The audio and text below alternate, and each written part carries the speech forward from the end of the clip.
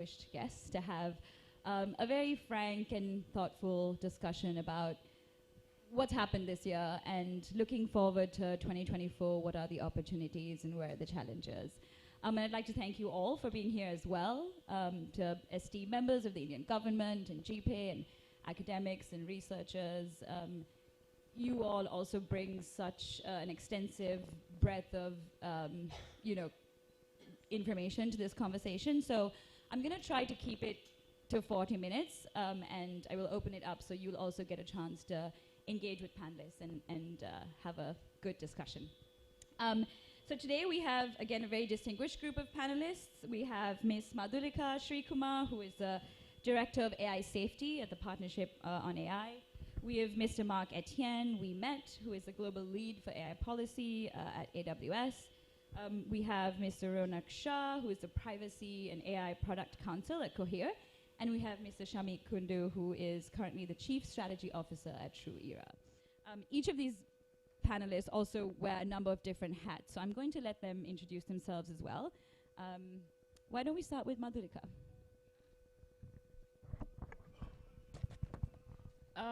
So just adding more to my introduction. So I work at an organization called Partnership on AI. It's a multi-stakeholder organization. So it was founded by AI research scientists in tech companies, and the membership grew over time. So we have over 100 partners. And the theory of change is working with our partners to advance collective progress. So I'd say we're kind of in the pre-regulatory, pre-standards phase, thinking about community norms where they don't currently kind of exist. So that's kind of the vantage point and the hat that I'm going to be wearing for the rest of this conversation. Hi, everyone. Happy to be here. I'm with Cohere, which is a large language generative AI company focused just on enterprise use. We obviously create our own models. We have very different ways of deployment. So we deploy on their cloud, we deploy on premise, we deploy through an API, and we're cloud agnostic. I've been in my role, I've been involved in the AI regulatory space. I lead our global government relations and public policy, so kind of have that hat, but also a lawyer by training, so kind of think through this in a legal sense as well. So that's me.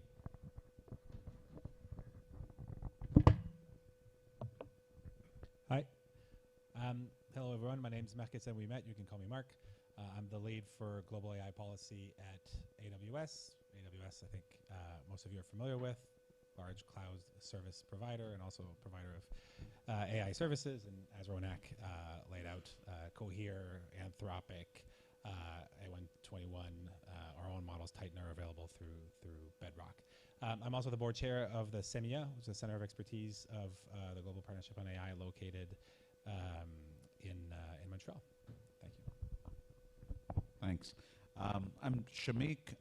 I work at a startup. My day job is I work at a startup that provides software to test and monitor AI. But I guess for this conversation, there's probably three other things that are relevant. I'm a member of the Singapore government's Data and AI Ethics Advisory Council and have been involved in a lot of the regulatory work there. I'm also someone who's been in the banking industry for a long time, so I do have prior experience of regulation of models, though not necessarily machine learning models. And for my sins, together with Bertrand here, I'm the incoming chair of the Data Governance Working Group at GPAI. Thank you. So let's jump right into the discussion. And I wanted to start by sort of taking stock of 2023. So here we are, December 2023, a lot has happened. The EU finally agreed on the AI Act. We're coming out of what seems like a successful summit at the UK. The US passed the executive order.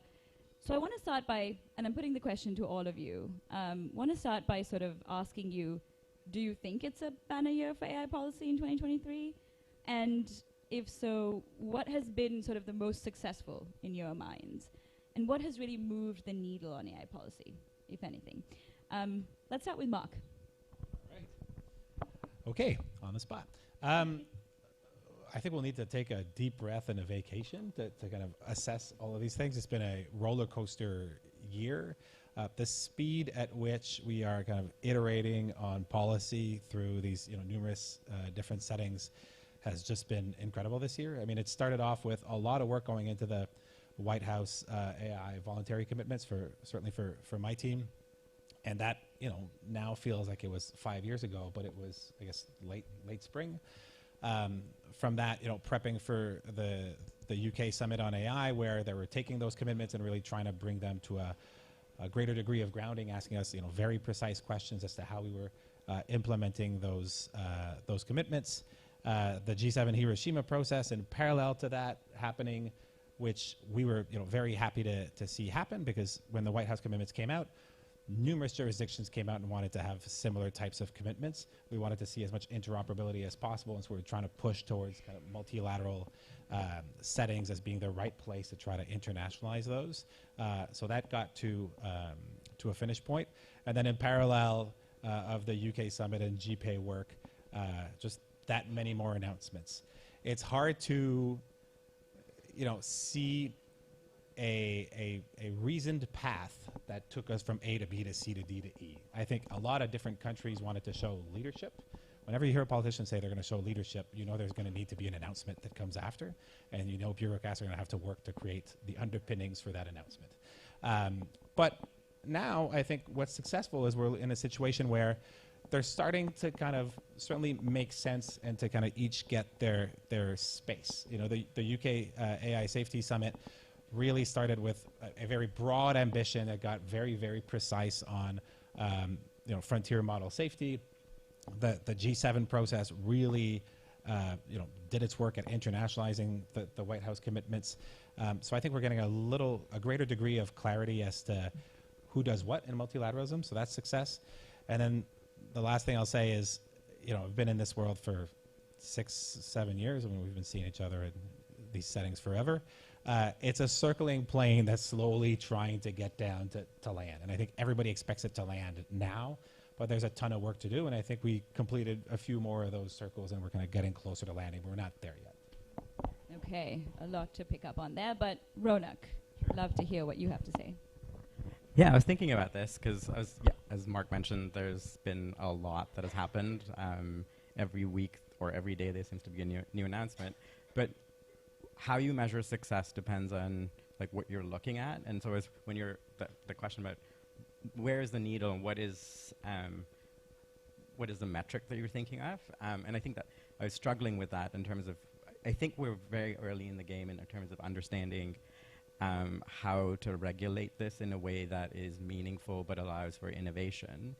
But there has been a lot that's happened, and so I think of the two camps as soft law and hard law. And so on the hard law, of course, the EU AI Act, Canada has ADA on the books.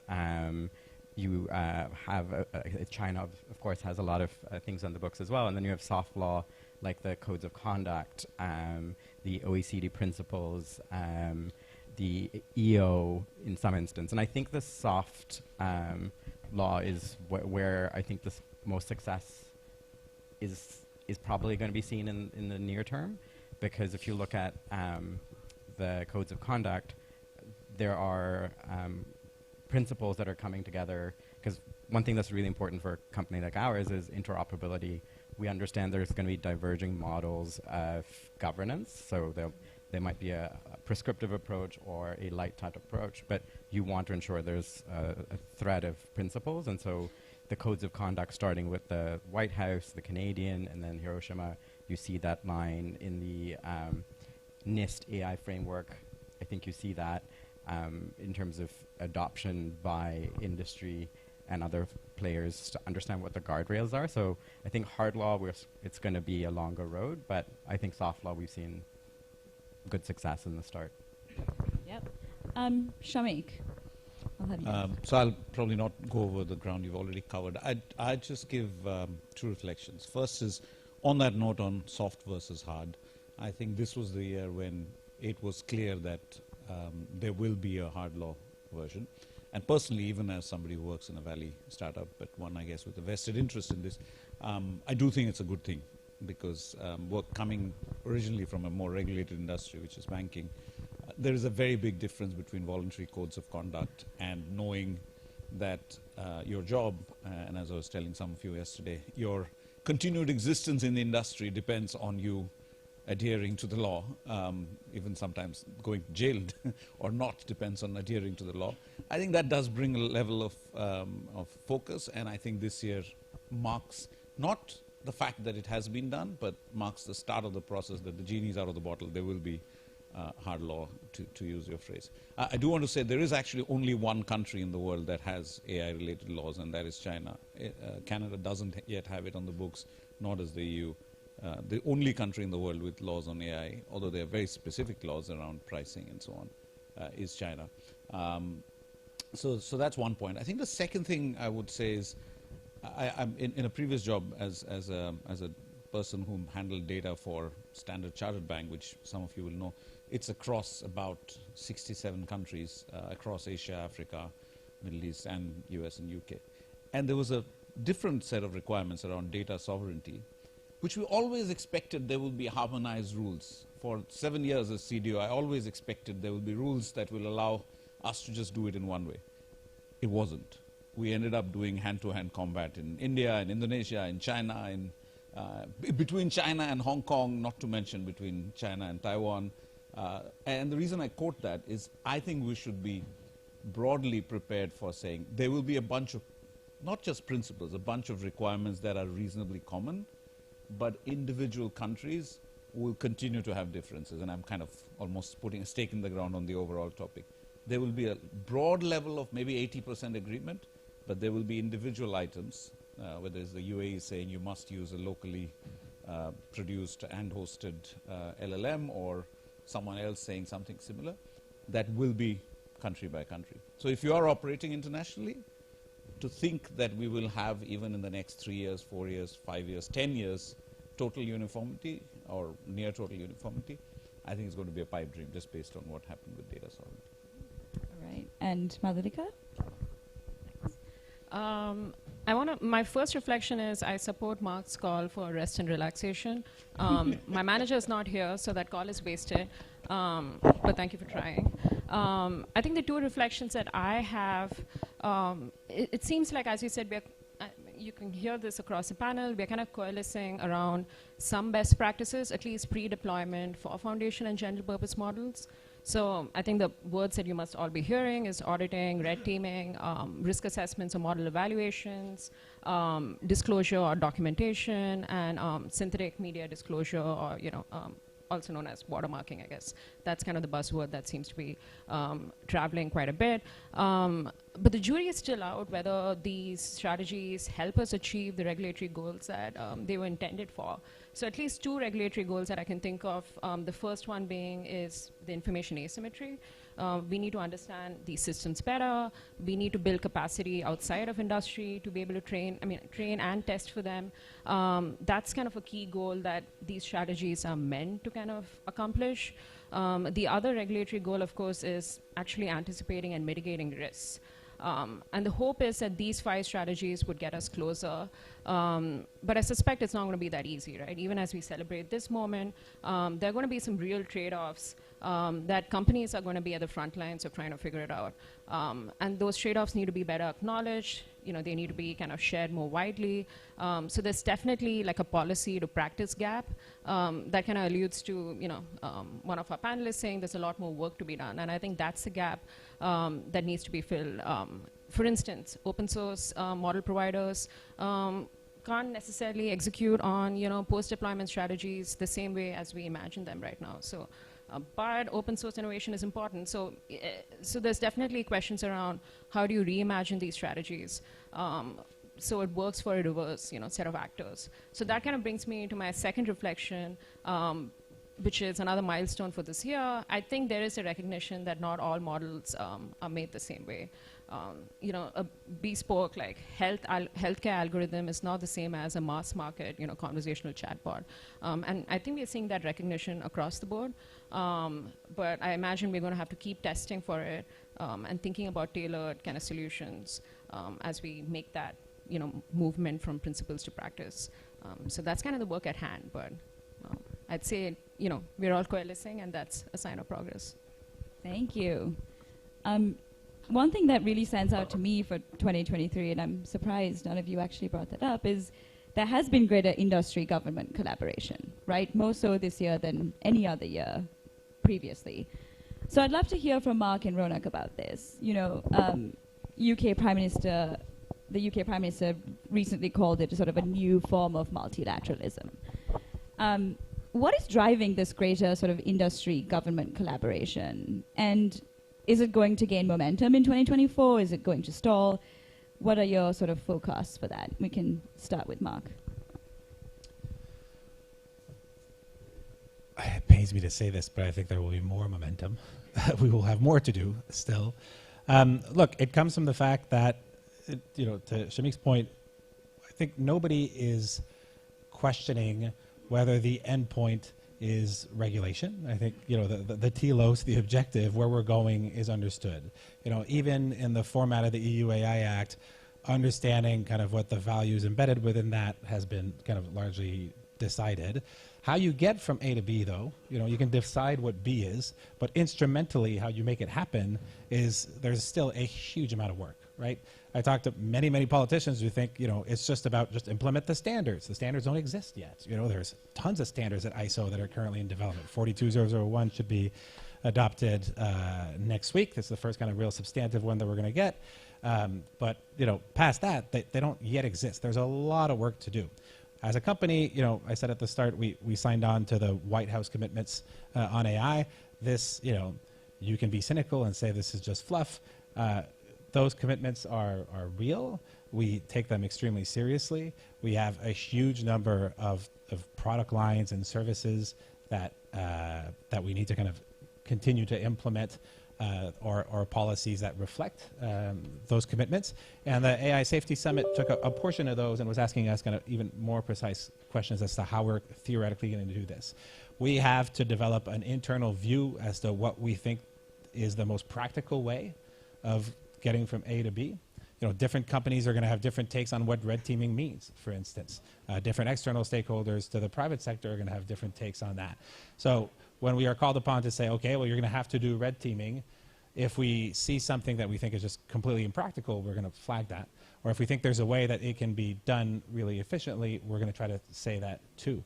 And I think a great example of that was on watermarking. I mean, we haven't gotten to full endpoint of how you have a regulatory ecosystem around watermarking, but between the call in June for watermarking, I mean, we made our announcements on watermarking a couple weeks ago. Meta made their announcement on their watermarking solution. I mean, the solutions came, right? So I think we're going to see more and more and more of that as we get closer to that, point B, the end point of kind of the hard regulatory structure. Yeah, no, and I think I sadly agree that it's going to be even a busier next year of collaboration between government and industry. And I think that's partly, because there's an information asymmetry here, in that policymakers don't really have the same resources and understanding of the technology yet, and so they are really they're really looking to industry to understand where this technology is going, how it's being developed, and so I think that is going to be driving a lot of that in the new year, and it's also, I think, the next phase in how standards and regulations are coming forward. So we signed up to obviously the White House commitments and the Canadian commitments, but then we were working with your organization to come up with the protocols, and I think that there's a lot of multi-stakeholder work around that. The US AI Safety Institute has started a consortium, and that is really a multi-stakeholder approach, but I think it should not only just be industry and government, it should be a little bit more diverse, and so having civil society come in as well. And I think the UK AI Safety Summit saw that initially there was not as much representation from beyond industry, but I think once it came through, there was better representation. I know your organization was there, and so I think it's going to be a lot of multi-stakeholder collaboration over the year. Thank you. I'd like to move on to talking a little bit more about risks. And I'd love to pose this question to Madhulika. So I think something that we're seeing happening over last year was really the emergence of very distinct groups of people who looked at risk very differently, right? There's this group that is really concerned about existential risk. There's another group that's much more national security focused, another group that's sort of more rights-based, human rights approach focused.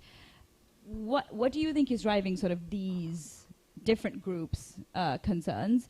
And where do you specifically fall on these risks? I have a feeling people are glad on this panel that I'm the one taking that question. So my insights are derived purely anecdotally. So I led a process, as Ronak mentioned, where we brought together individuals from over 40 organizations, including the Future Society, and co-developed a set of protocols or guidelines for what foundation model providers might need to fulfill to be able to deploy their models safely and responsibly. So in that process, there was a real opportunity to work with people who think about risks in very different ways. So of the three kind of groups you mentioned, I think the national security group perhaps is more crisply defined. They're more concerned about risks around adversarial misuse and escalation, and thinking about technology as a tool for defense or intelligence. So I'd almost kind of set that aside a little bit in those groups that you mentioned.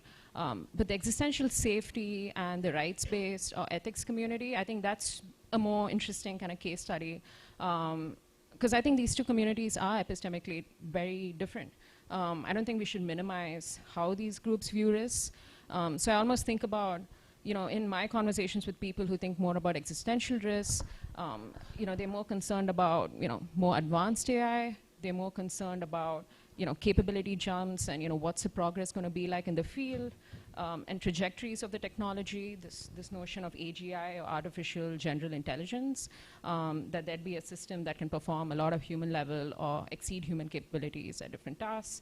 And in my conversations with people who care about rights-based kind of solutions, they're thinking about risks, but typically risks in the present. They're not thinking as much about capabilities or capability shifts or advances, but they're definitely thinking about existing levers for corporate accountability that are already enshrined in existing law, like anti-discrimination or antitrust. So I feel like the answer is kind of triangulating all three. Because when I go into conversations where it's only people from that community, it's either risk capabilities and not talking about corporate accountability, and in other rooms it's thinking about risks and corporate accountability and not thinking about capability shifts. So it's a bit of a middle of the road answer, honestly, but it is true that we need more grounded kind of foresight.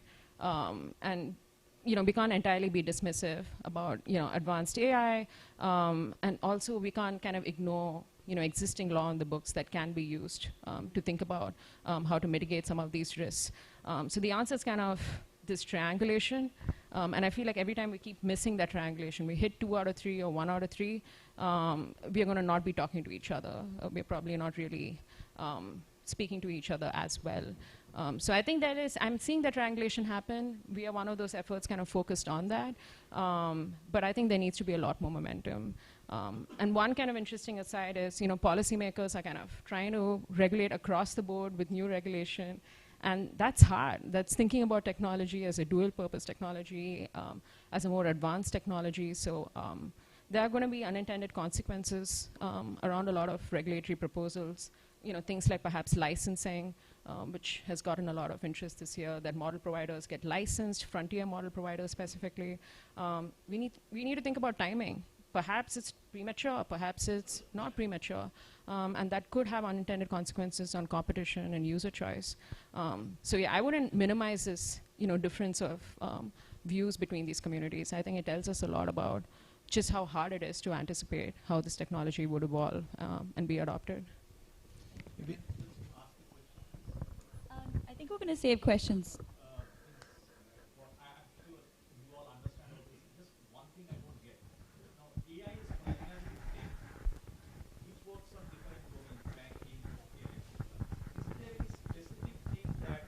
There is the US government said about AI per se, or are these with different business domains? Means, what is it about the AI safety? Means, is it with AI per se, or yeah, just basic? I had no clue, so I thought just ask this. Someone like to take that. I'll give it a quick go. I think that is a very precise and useful question, in the sense that you have two broad categories of AI regulation and risk management philosophies. One of which is you regulate the technology as a whole, and then you try to differentiate between high risk and low risk applications. In Canada, they call them high impact because it has to be slightly different to show leadership, but it's the same thing. And then others, kind of the UK model, the US model, which is more, and the Japanese model, about regulating within the vertical sector. So if you have, self-driving cars, those are regulated by the Ministry of Transport, medical devices by the Ministry of Health, and so on. And, there's really, frankly, competing philosophies about the way that you go about doing that regulatory work. My personal view is that regulating the technology as a whole, there may be some horizontal applications that you want to impose upon kind of every specific use case, especially frontier models. But broadly speaking, I think it's a bit of a Sisyphean task in the sense that you constantly have to go back to the drawing board. And it also is potentially a distraction to your ability to really regulate and deal with existing current risks. I use an example, non-consensual deepfake porn. Nobody's going to agree that this should be a legal thing, right? There's nothing that prevents, in Canada, the Ministry of Justice from prosecuting on those use cases. But the idea is, well, that should be handled eventually by the AI Act that will be managed in that circumstance. So different philosophies. On the frontier model question, it's more about the belief that there will be risks associated with next generation capabilities, and the proxy that has been chosen as a kind of temporary placeholder for that is essentially a flop level, like 10 to the 26 flops is going to be the level above which there may be new risks. And so the idea is to impose a certain degree of control over models that are being trained that would be above that threshold. And then even in the US executive order, they lay out that there needs to be essentially a workflow, a work stream at NIST to kind of define risk and capabilities matrices that would be a more precise articulation of that than just kind of an arbitrary line of flops, which necessarily in a few years we'll need to move. Right? Maybe I was going to make a different point, but it actually aligns to this. I actually don't think there are three schools of thought on risk. I actually think there's a fourth. It often gets missed because when you talk about AI-related policy, I'm used to thinking of industry as everybody except the technology companies. Because the technology companies, whether they're foundation model providers or cloud service providers, are ultimately the tool providers in the vast majority of cases. Not everywhere. You do have Amazon having its own business or Netflix having its own business, etc. But if you ignore that, if you think of banks, of insurers, of pharma companies, of healthcare companies, the number one risk, honestly, inside all of these is not existential. It's not about fairness. It's actually about, does this thing work in the context of what I'm trying to do? So in the banking industry, with the gentleman, thank you, Joanna. In the banking industry, the gentleman with the cap, I've been in banking for 20 years and presented to Basel Committee, been part of regulatory bodies in there. There's actually almost zero worry about AI. There's a lot of worry about individual, if I'm going to use any kind of automated recommendations for investment management, how is that going to sit against an existing obligation, which is you cannot recommend an investment to somebody that is not appropriate to their risk profile. So I don't care you are using an AI or an intern or anybody else, right? What I care about is that the person who's giving you that advice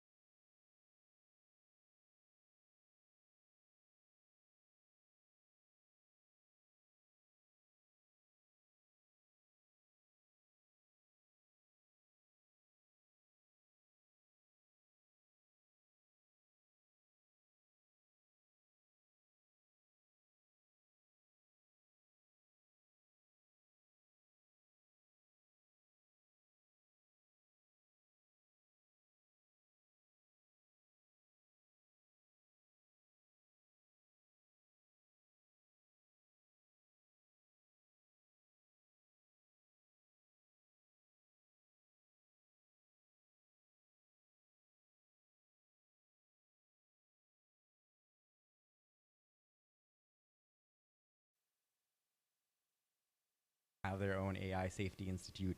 Each country wants to write the IPCC report for the world. And so it's that kind of fight between multilateralism and sovereignty that we're also just seeing play out in this arena at this moment in time.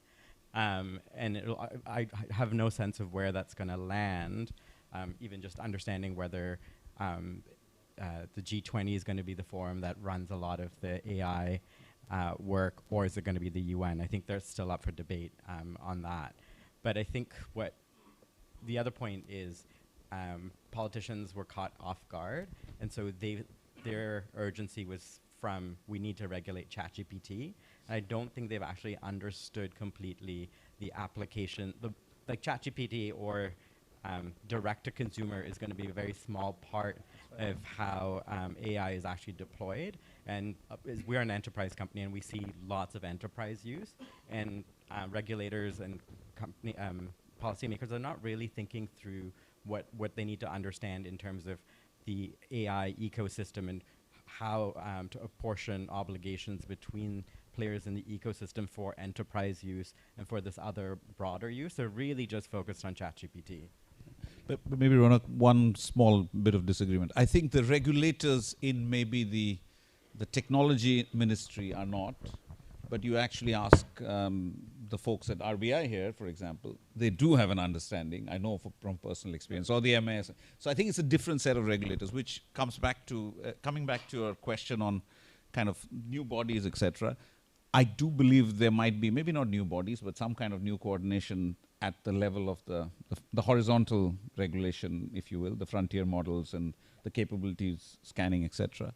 But for the verticals, maybe it might be helpful just to take a real life example over 5 years in banking, right? So 10 years ago, or actually now 12 years ago, the Federal Reserve in the US and the OCC published something called the SR 11.7, nothing to do with AI.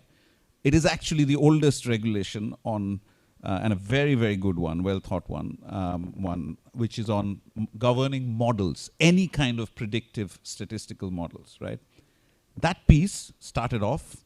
Over the last 5 years, most big markets have adopted a version of that. Canada has E22, which they're now refining to take care of these requirements. The UK published something this year which roughly reflects that. So generally the pattern will be one country will have a reasonably decent one, or one or two countries. Others will start adopting. And then there's some crucial existing bodies. There's something called the Financial Stability Board, which is all the central banks of the world worrying about stability, not about the industry overall. They did a series of roundtables to look at that angle. There's the Basel Committee of Banking Supervision, which is all the supervisors, again, coming together. They do it. So the reason I'm giving this example is there's probably some value in looking at areas where this kind of cross-border coordination has already happened. Banking is one in this AI space. But there are other areas, you know, for example, I would assume for drug research or for transport, shipping, etc., could not work if you didn't have coordination, right? Or the stuff around, you know, the latest in bioethics. I know there was an instance where I think somebody in Hong Kong cloned humans, but then they were kind of quickly shut down, and there isn't a known instance of something like that happening unauthorized. So there are examples, and to the best of my knowledge, they've not required brand new bodies. They've leveraged mostly existing bodies. I want to pick up on the point that you made, Mark, on execution. And I want to pose this question to you, Shamik, actually. What role does GPAI play, and what role can it play in 2024 on executing on all of these conversations that have happened? Where does GPAI fit in? What are some of its strengths, and maybe what needs to change in 2024? Sure. I'm just reflecting as you were asking that arguing for not having a central international body is probably not the right precedent to answer this question. But in many ways it is. I don't think GPAI or anything like that can be, there's just no way a group of experts and or 28 countries' ministers are somehow going to set the rule for all the reasons you mentioned, right? They're not. I think the role for GPAI should be to inform the conversation. You just mentioned one which gave me an idea. I mean, who is well placed to look across the world on some of these questions on capability scanning? The scanning itself, there's lots of private sector bodies that can do. but bringing that in a way that the policymakers in the governments understand and can use that in their policy making, whether cross-border or domestically. I think that can be a very good rule. So if we assume that actually countries are going to largely create their own laws, but they need to be roughly aligned, GPAI could play an extremely important role in informing that conversation with the right same baseline of facts, same baseline of research, that then informs individual governments. And they could still choose to do different things, but at least they're doing that. So I would say GPAI's responsibility to the, is it 28, 29, I forget the number of countries. So the countries that have commissioned it or supported it, is to give them that information in a way that is useful for them to make that. So that's one angle. There's, of course, another entire area, which is, I don't think GPAI's audience is only the governments. We also should be doing more work, we just discussed with the senior team, to educate, to inform the rest of the world, corporates, civils, just citizens on what their responsibilities are, etc. And we should figure out a bit more. So I can't speak on behalf of all of GPAI, but certainly for the data governance work group, which Bertrand and I will co-chair, we've decided this year is going to be about consolidation, about connections between existing initiatives, about bringing out what we've learned and what others have learned, and making it accessible to our stakeholders, which is the governments, but also the broader society. Yeah, Mark, you have something to say? I was going to say, I've actually been very buoyed by what I've seen over the last couple days here, having attended each of the GPAI summits before that. I think we're a lot more grounded in the types of projects that are being demonstrated and that were led. We're seeing a lot more precision, and I think that's a reflection too of where we're at kind of in the global kind of regulatory and risk kind of conversations. We're not having kind of a broad philosophical conversation. We're going to need to map these capabilities in risk matrices. We need to understand what could replace the flops threshold. We need to have a better definition of what red team, internal or external red teaming means. I mean, some of those work streams are happening in places like NIST and in the standards bodies, but there are other projects that come from these types of questions that are brought about by how quickly we're advancing on the regulatory front, for which I think GPAI is and SEMIA are super well set up to be able to iterate quickly. It doesn't mean you need to have everything be consensus-based. This is not about getting all members of the UN to vote and to agree on a thing. It's about getting projects out the door, ideas out the door, and to put those forward to various regulators. It could be in the agricultural space, it can be in a different sector where they're struggling with a question, where they can have kind of multi-stakeholder participation in a project and get something out within a year. Many of us here have worked at the OECD and in other bodies. That doesn't happen in 6 months, right? It takes a long time. And that's not to say they don't have value. They have value because of their consensus process, but it's a different track. It's a different thing. I think we can really get a lot out of GPAI still. And, it took a couple years to get this machine rolling and to get to where we're at today. I think it would be a pity to not really take advantage of it now. Thank you. I'm conscious of time, so I'm going to ask one last question, and then I will open it up for audience Q&A.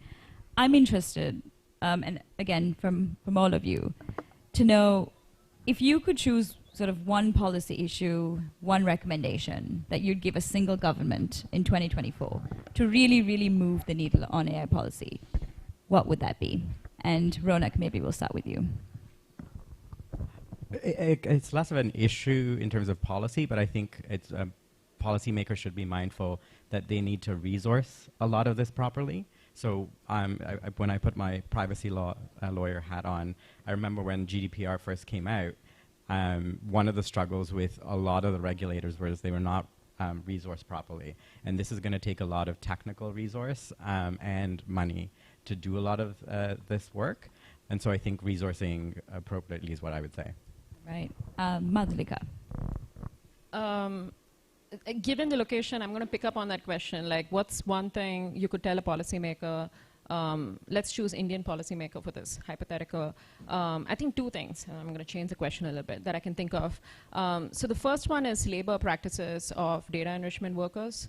So thinking about the value chain of how these models are made, there are laborers who train this, train images and label them, and a lot of that workforce is from emerging economies like India. Again, I don't know if it requires a regulatory answer, or to Shamik's point, perhaps there is an existing regulatory answer.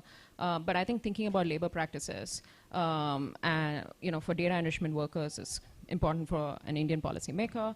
Another one that I can think of is tracking the conversation on governance of compute. I think those conversations are progressing fairly rapidly, in the Western world. And I think there should be real questions around, are there unintended consequences of, restricting compute too early? What would it mean for a country like India to have access to compute? This compute hasn't made its way to most parts of this world, right? So thinking about, perhaps picking up the best pieces of other non-proliferation regimes, thinking about the nuclear parallel, has it worked to bring more countries on board? I think at this stage, the strategy should be, perhaps don't leave anyone behind if you truly care about safety and shared prosperity. So I think tracking that compute governance conversation is going to be important. So it's not just the safety view, but also the view around shared prosperity and getting emerging economies to be players in this ecosystem, which is still predominantly Western players and Western private sector that's dominating the space. Thank you. Mark? I'll echo kind of what's been said, but like move away from silver bullet thinking, where you did it, you've solved it, now, wash your hands, AI's fixed, moving on to quantum, right? Like you want to just concentrate on just iterate quickly on these issues, staff yourself properly, equip yourself to be able to deal with these issues.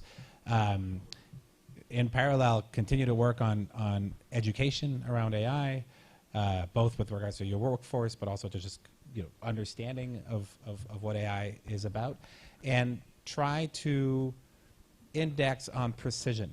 So if you're talking about biometrics in AI, what are you specifically talking about? Because I think the more precise you are in your language, the easier it is to then kind of diagnose the types of the problem itself and then the solutions you're trying to bring forward.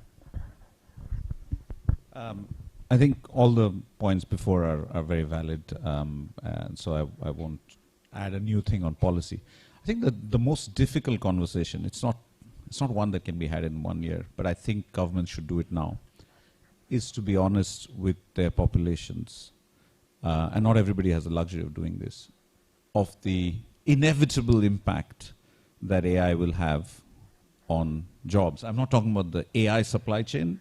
I'm not even talking about jobs for data scientists and engineers. That's okay. That's like talent development to make AI happen. I'm talking about everybody else and what happens to their jobs. It's an extremely difficult conversation. It is first and foremost a national conversation, which in most political systems is almost impossible to have. I'm lucky enough to live in Singapore, where it is small enough and contained enough, and the now president has been talking about this for the last 4 years. Literally, for 4 years he's been talking about this before coming to this. And it requires not just things around AI policy, it requires things like changing salary structures so that care jobs for the elderly, Singapore is one of the highest high age group folks, those jobs should become more rewarding. Not just because they're difficult to do, but also perhaps because those will be the ones that cannot be automated. So it requires very fundamentally different ways of thinking. You might want your children to learn how to be psychotherapists more than learn how to be an engineer or a data scientist. That kind of very long-term thinking is very difficult to do in most societies. It can be done in societies where the governments are reasonably comfortable about their continued existence for the next few years. But if that can be achieved, I think that is a super, super important conversation. An excellent place to stop and open it up to questions. So the way that we're going to do this is I'm going to take 3 questions, and then I will put all 3 of those questions to the panelists. Please let me know if you have a preferred panelist. So why don't we start with the gentleman at the back there in the mask?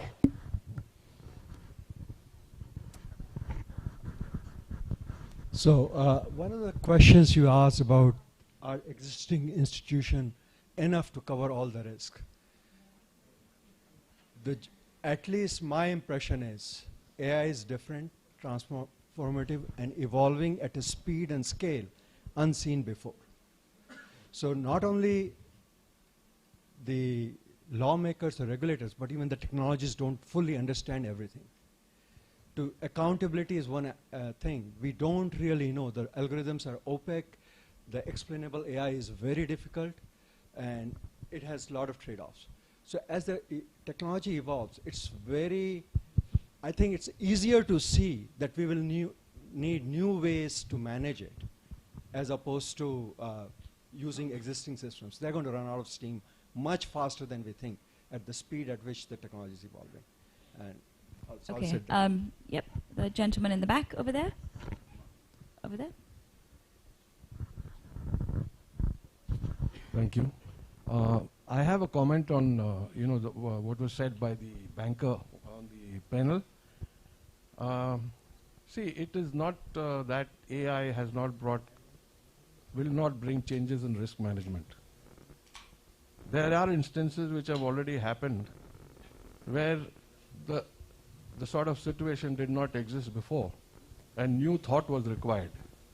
I can quote an instance where I think it was Amazon had put a recruitment system based on AI online, and people were hired by the recruitment system, and they had to take it offline. So that sort of risk was not existing before in any business. It's a new risk that needs to be addressed. So having made my point, let me ask my question. See, data is the new oil, as they say. And data is in the hands of a few big tech companies and possibly the government. So I think that it will be naive to assume that data will be available for free for everyone. Because if it's going to be the petrol for your profits, you're not going to share it freely. So what I'm trying to understand here, my question is, how free is data going to be, let's say 5 years down the line? How do you see it? And where will the pushes and pulls finally settle? Okay, one last question. The lady in the back there.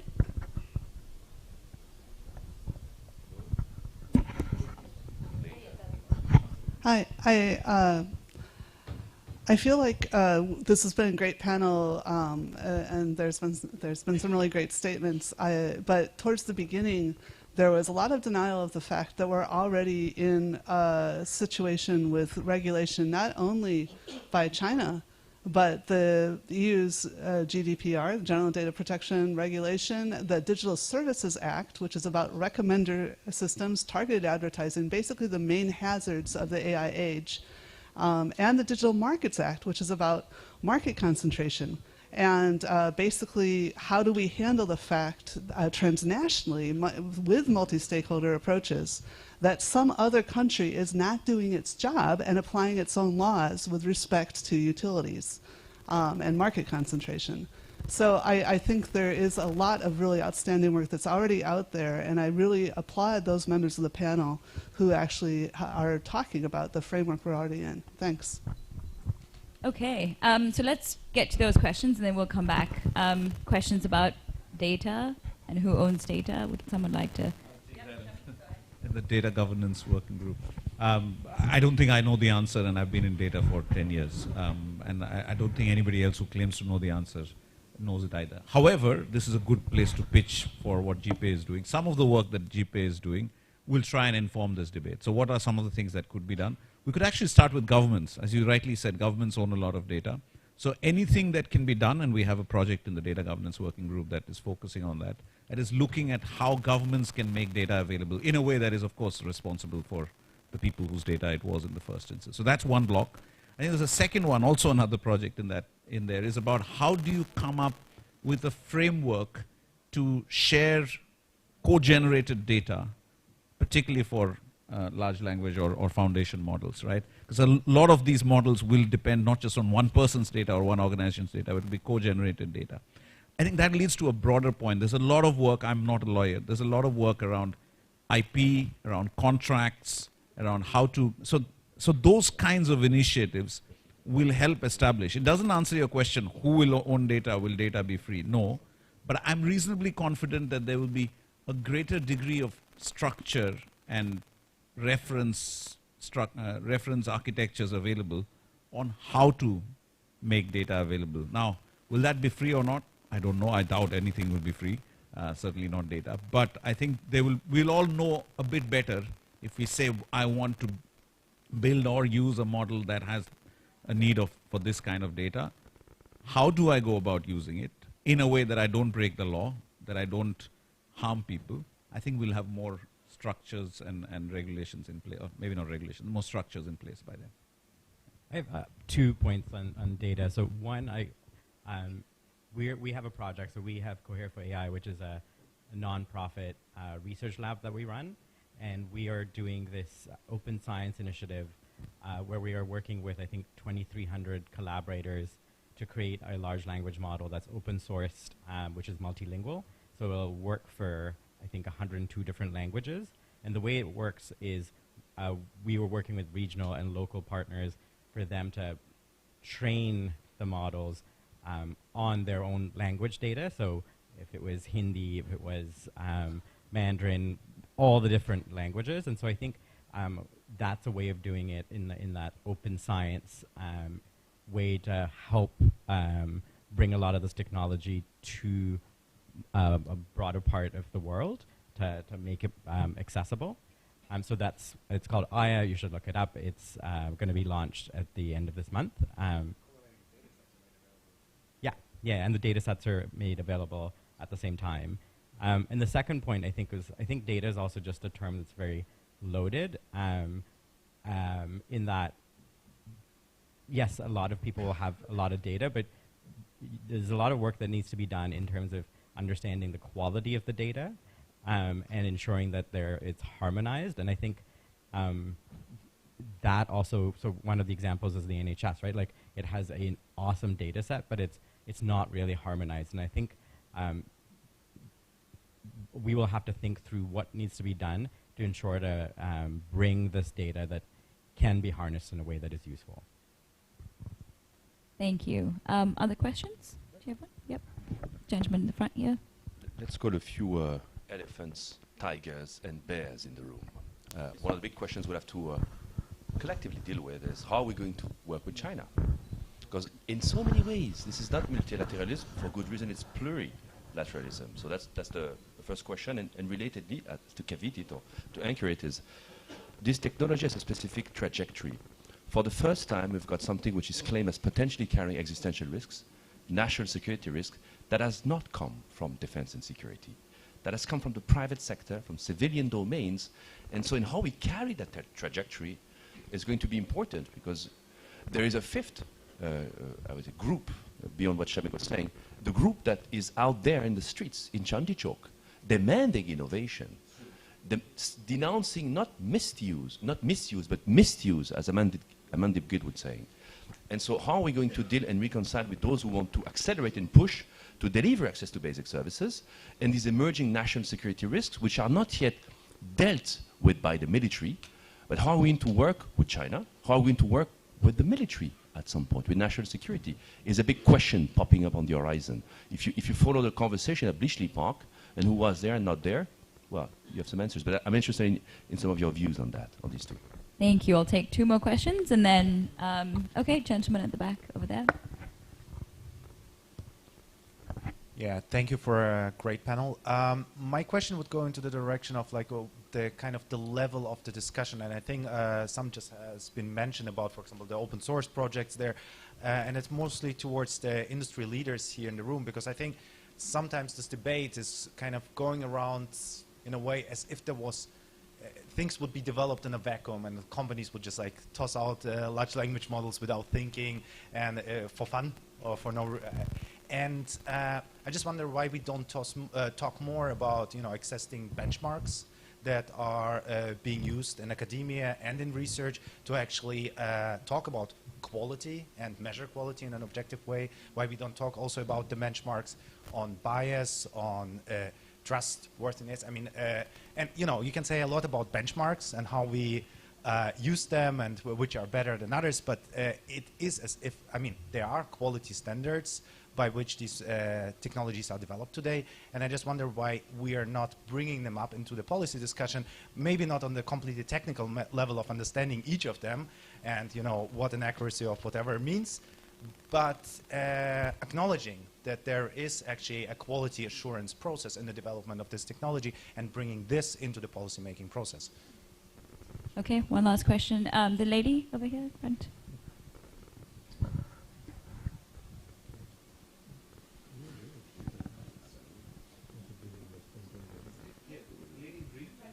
Right here, yep. Thank you. So, great panel, guys. And I just wanted to reflect on what my colleague here said. And I feel like the theme around all of the panels I've been to for 2 days now, it comes back to regulation, right?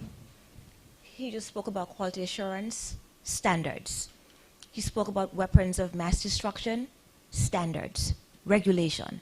I feel like there should be some sort of a concerted effort for AI to be regulated in the form of a soft treaty for now. And I've been calling for this for years now, since 2016, under the Obama administration, because we don't understand the extent to which AI will affect all of us, every single one of us in this room. We keep hearing reoccurring themes. So I think it's time now that some multilateral organization, take the bull by its horn, and like what we did with climate change, initially there was the UNFCCC, there was a soft regulation, which led to the Kyoto Protocol, which led to the Doha Amendment, which led to the Paris Accord. Yes, it might not be working perfectly, but we do need something now. Otherwise, AI, there will be a lot of harms done. And I feel like all of us at the table now should really, really start to call for some type of a regulatory framework. It is very, very, very important. Thank you. Thank you. Okay, we can start with the China question. And Shamik, China and Russia. I'm not sure I'm qualified to talk about Russia that much, but China I am. I'm now Singaporean, and I think there are ways around engaging China. And I think this is a great day to talk about that, because yesterday we had the climate outcome, yesterday or the day before, I forget, which was a big part of the success behind that was that the US and the Chinese governments had discussed many of these things in advance. So the reason I mentioned that I'll take this is I have actually spoken in Singapore, which is often seen as a neutral venue for this, and kind of there's a Shangri-La dialogue for defense, and they've been trying to replicate that for AI as well. And I don't think there's a very different position, honestly, on the things that matter. There is no desire in China, from whatever I've seen, of having algorithms that take over the world, etc. There are, at the margins, they will focus maybe less on individual human rights and more on harmony in society. But for the most part, I would say the big existential risk, from what I've heard from the actual AI safety community in China when we met them in Singapore, they are commonly aligned. So I think it will happen, probably not with all holding hands, but I'm not sure there's that much of a disconnect. This I say just from personally meeting many of these folks. Yeah. You want to take the big tech question? Question on standards? Yep, question on standards. Ronak? Well, I mean, standards are in development. I think, frankly, I can speak for my company, I can't speak for everyone else, but we're very much looking forward to having objective external metrics against which we are measured. I mean, it's not like we don't take our work extremely seriously prior to rollouts. And I think another kind of tool that is currently being put out there by ourselves and by other companies are model cards or service cards, depending on which one you're talking about. There is no common understanding yet of what should be in a model card. Now, I'm not saying there are no proposals as to what a model card should look like. There are plenty, but everyone is coming with their view as to what they think should be in a model card, the right level of abstraction of information that should be provided versus detail, et cetera. What you have now, for instance, in the Canadian bill, there's a requirement for model cards prior to deployment of any foundational models. That will require in regulation that accompany the Canadian bill, if and when it passes, a definition of what the actual model card is, right? And I think people are coming at it, I can speak for ourselves, like in good faith to say this was our decision tree. This is how we decided what should be in a model card. This is why we decided this shouldn't be in a model card. And then have that conversation with the regulator. And I'm sure Google has a different take, and others in the civil society will have a different take as well.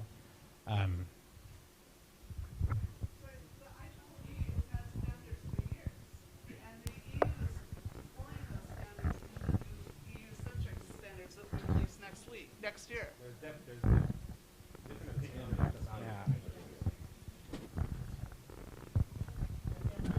Yep.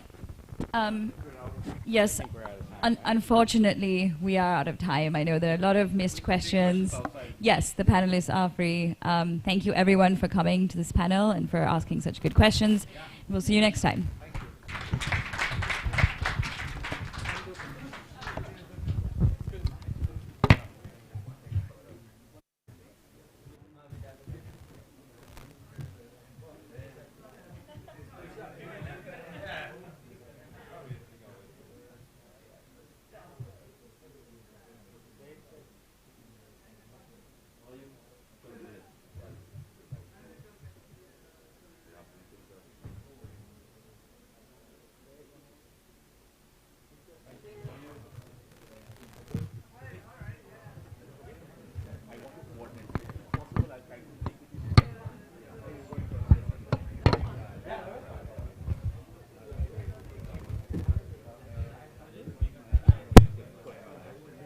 अरे तुम्हारी speaker से आ रही थी यार मैं यहाँ तुम समझते हो अपनी बात अपनी बात मानते नहीं बातें कोई उसको अगर अपनी म्यूट करके आ रही है बोल इस माइक से चेक चेक बंदी कर रहा है वहाँ पे जब बात करूँ उसकी आ रही है मैं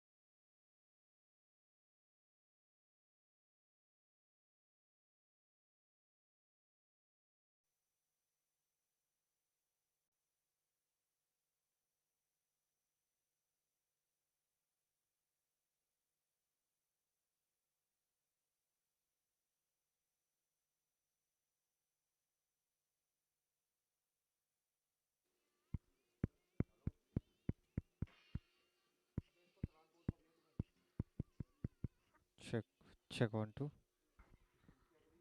Check.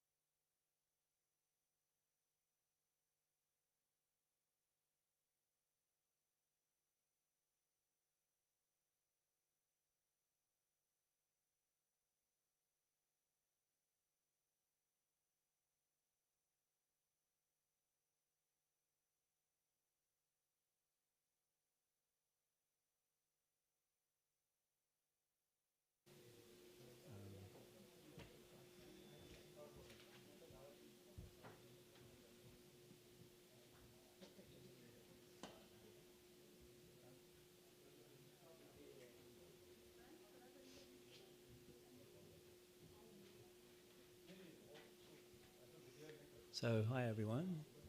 So, as you might already gather, this is a lot more informal, this session, and we just want to talk to you basically. And what we're going to be presenting is an idea at a fairly early stage of formulation. We're working on pilots. How long have we been working on this for? 5, 6 months. Yeah, maybe 6 months. And so it's quite new. So we'd like your thoughts on it. And it's a project where the implementation process is happening in India, so it's fantastic to be able to present this in India. So we have 4 speakers. I'm Ali Knott from Wellington.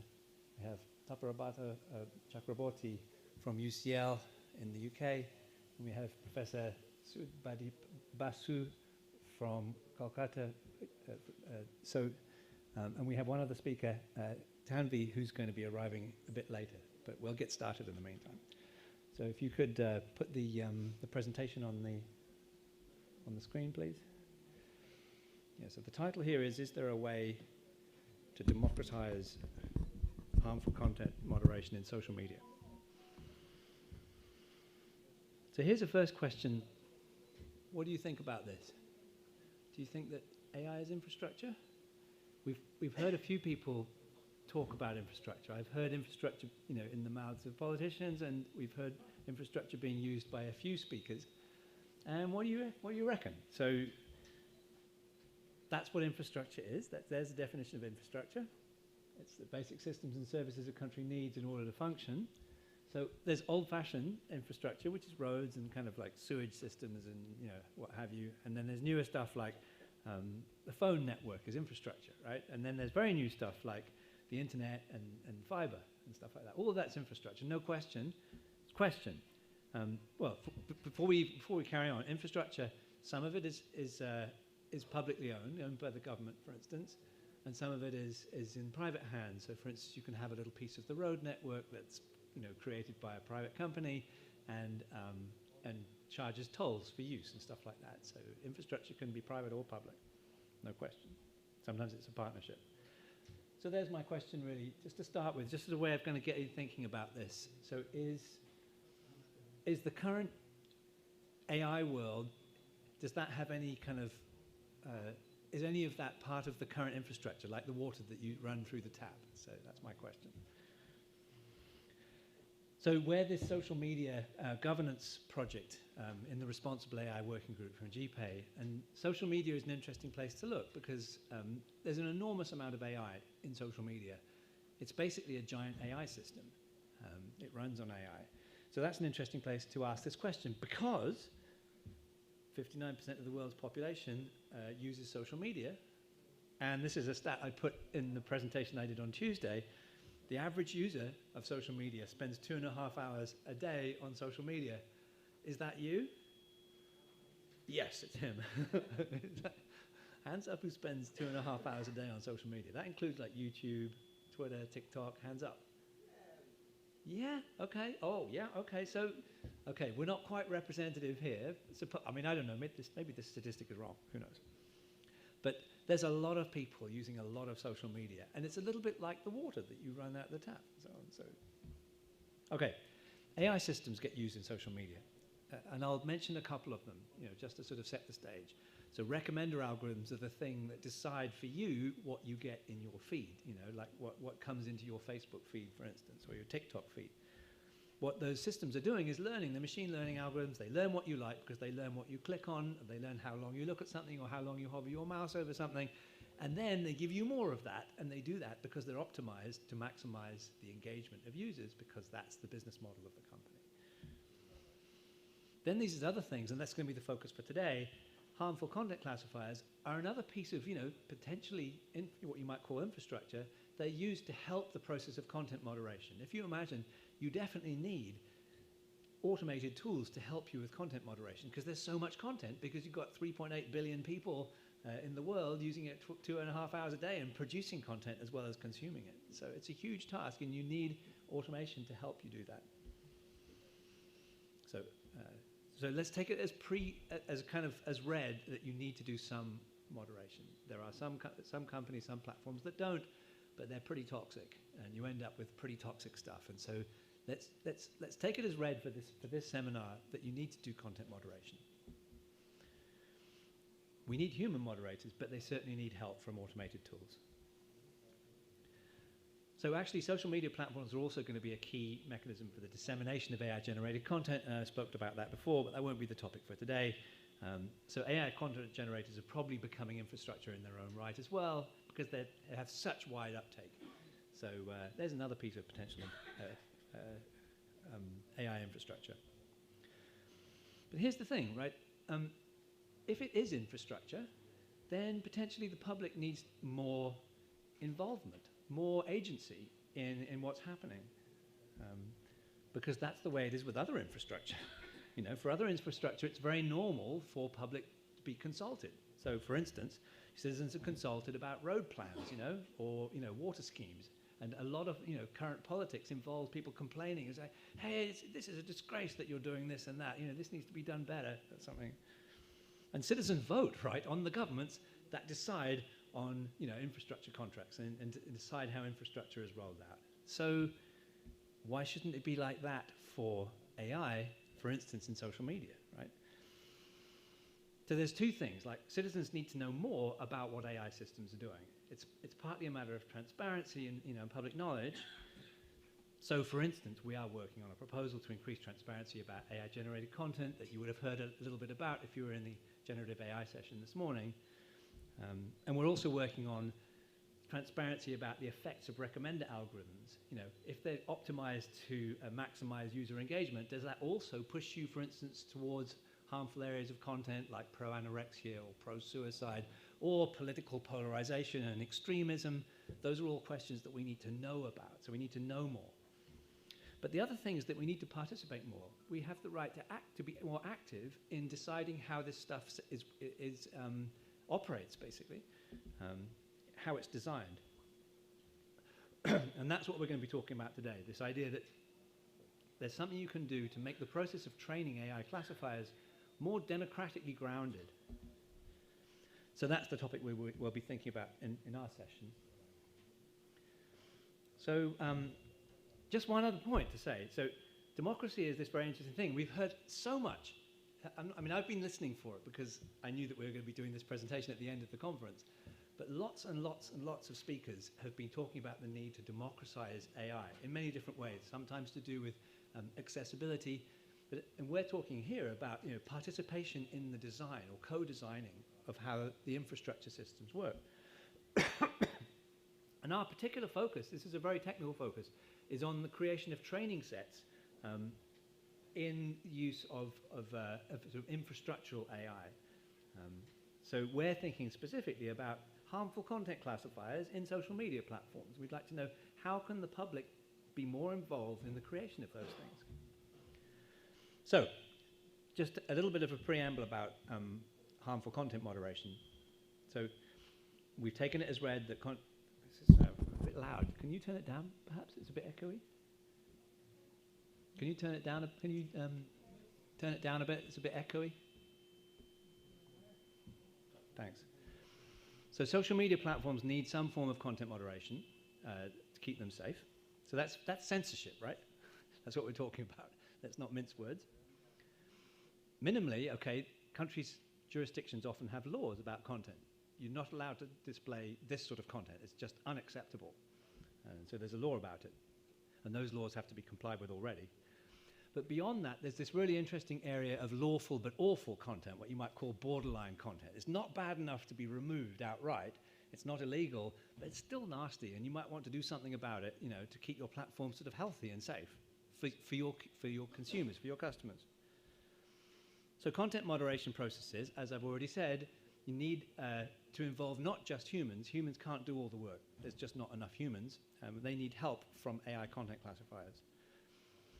So classifiers can identify content for moderations to consider, for human moderators to consider, and just shortlist stuff and flag it and sort of give them a shortened amount of work. Or if the content classifiers are really confident, they can also just do the work automatically without any human in the loop at all.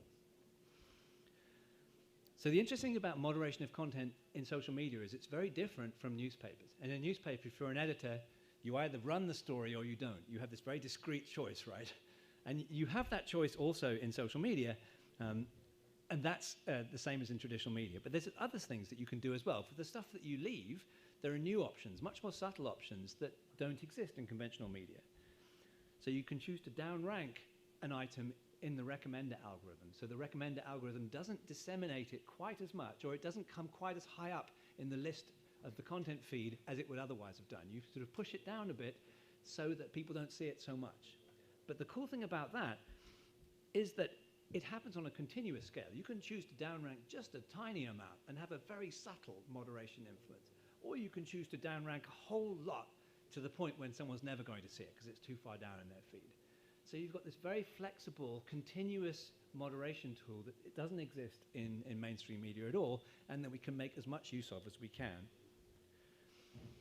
So, to come to the issue that we're focusing on, there's this issue of how content classifiers work. And we don't know enough about that because companies don't tell us very much. So it's a transparency issue. So companies all deploy content classifiers to keep their platform safe. And that's great.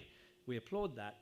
But censorship is this very fraught question. It raises all sorts of difficult issues because, you know, it's an issue of free speech. You know, whenever you censor it, you're sort of like, you know, deciding that someone's free speech is going to be curtailed or someone's freedom of expression is going to be curtailed. So it's a serious decision to censor. So we'd like to know how that works. How are the decisions made? You know, and at present, companies don't tell us very much about how their classifiers are built and trained and how well they perform. So here's our suggestion. We think that some of the processes that are currently taking place inside companies, rather behind closed doors, could be brought into a more transparent public context so that they happen, you know, with more transparency, more public accessibility. So our focus has been on classifiers for hate speech, and our pilot is going to be on that topic. So what we really want to know is a couple of things. How are the training sets for these classifiers created? We'd like to know what the methods are. Who are you talking to? Who are you asking? What annotation schemes are you using? And secondly, how well do these systems work? It's quite remarkable, actually. We don't know what the evaluation performance is for these systems. Like, if I give any student an assignment to build a classifier, the first thing I do is hold back some training data, and then I evaluate the classifier by running it on unseen data held out from training. We don't have that number for any hate speech classifiers or any harmful content classifiers. Why not?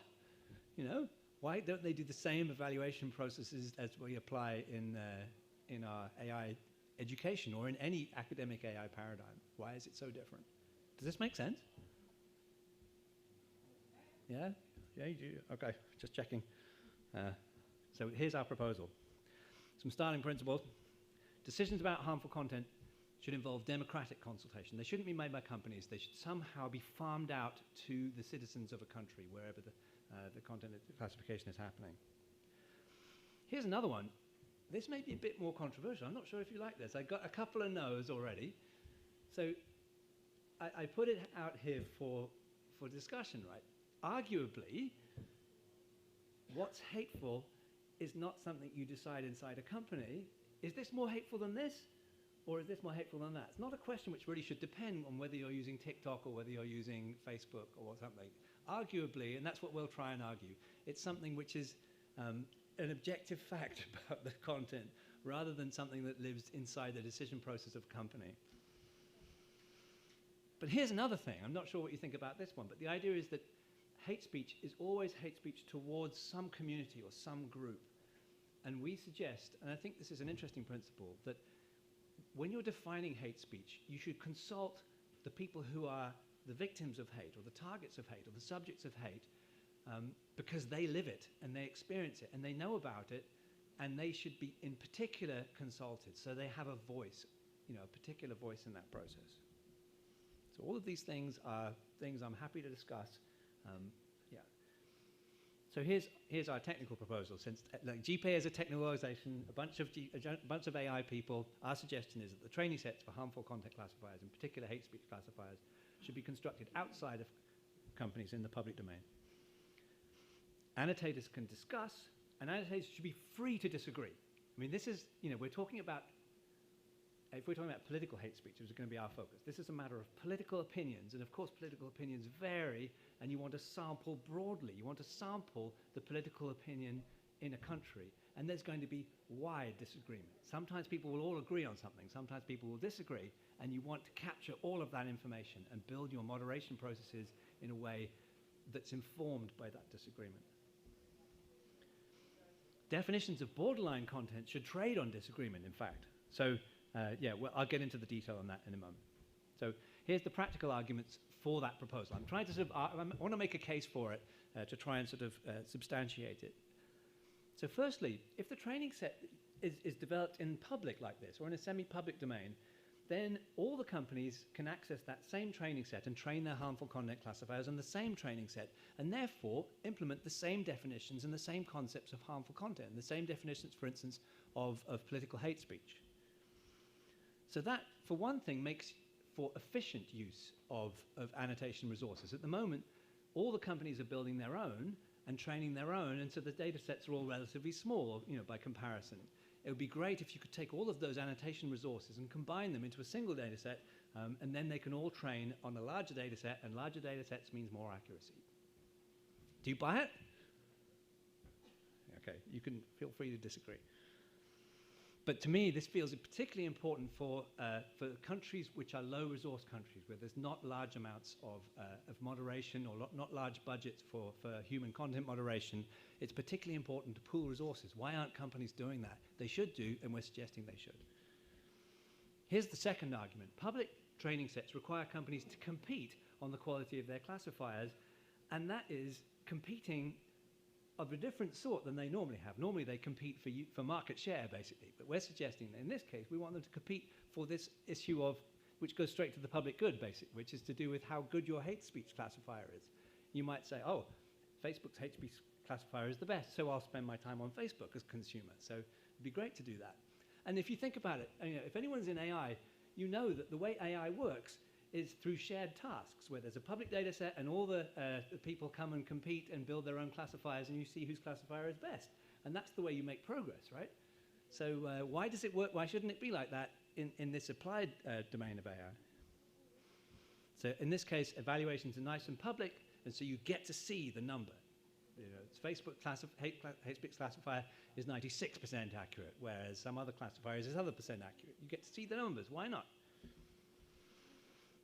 Like I said, competitions based on shared training sets have been central to AI research ever since machine learning research took off.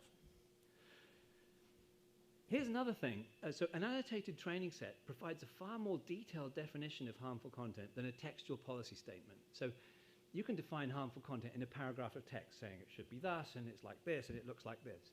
But that is almost vacuous in terms of information. What you really want to know is a giant set of examples of content with annotations saying that's hate speech, that's not, that is, this is more harmful than this. And all of that provides an infinite amount more information, and that's a more useful definition, really, if you think about it. An annotated training set provides a rich, nuanced, subtle definition of the categories of harmful content you're thinking about. And there's a couple of interesting, for anyone who's a law researcher out there or a lawyer, there's a couple of interesting analogues with legal issues here. So an annotated training set is a little bit like a body of case law, in the sense that case law is a bunch of decisions by a bunch of judges about a bunch of cases, and that's all that training set is, really. So it's just the same thing. And the other thing is that a group of annotators is a little bit like a big jury. So it's like, take some item. How harmful is it? You might say, well, let's consult some sample group brought from the public, and that's what a jury is. And so the idea here is to create a big citizens jury that can pronounce on the harmfulness of a given item. So an interesting thing that comes up here is that I'm really sort of buying into a model of local governments of the internet or of social media. So what counts as hate speech is often very locally defined or regionally defined. So I'm from New Zealand, and in New Zealand, there are particular communities, and particular issues that arise, and the hate speech needs really to be assigned and measured and identified in a New Zealand context with New Zealand definitions. And it would be the same in India. There would be lots of regions, and things would work out differently in different regions. So you want people from those regions to be consulted in working out what these definitions look like. So we're running 2 projects that pilot the idea of public communication of a hate speech data set. One is coordinated by GPAI and runs in India. And the topic there is hate speech in political discussions. And that, as I understand, although we'll hear more about that from our Indian collaborators, is mostly kind of sectarian hate speech. And another project is running in Wellington in New Zealand, and I won't talk so much about that one. And that's hate speech towards LGBTQ plus people. So in these projects, a key idea that we'll sort of try to sort of model or demonstrate in this project is that annotation schemes should be linked to moderation actions. They should be, in the technical word, operational. So the annotations should go directly to what moderation actions are appropriate for a given item. So we annotate in 2 passes. In the first pass, annotators make a discrete choice about whether a given item should be removed altogether or should be unmoderated. In other words, nothing needs to be done to it, completely okay. Or if it's borderline, somewhere in between those 2 cases. And that's a discrete thing. It's either throw it out, or it's don't touch it, or it's downrank it to one extent or other. But that's a discrete classification. Does that make sense? Just checking you're with me. Does this feel like a lecture? I'm not sure. So in the second annotation pass, annotators are going to rate on a continuous scale, which is going to inform the downranking decision. So as I said before, downranking is something you can do a tiny bit or a lot or a little. It's a continuous scale, and you want to define a continuous scale of hateful content that can be used to inform how much you downrank, basically. So that rating is done by ranking pairs of items rather than by trying to assign absolute scores. And this is just like something, if you're trying to mark student assignments, it's far easier to say this is a better assignment than this one rather than to say this is a 7.5 and this is a 9.2.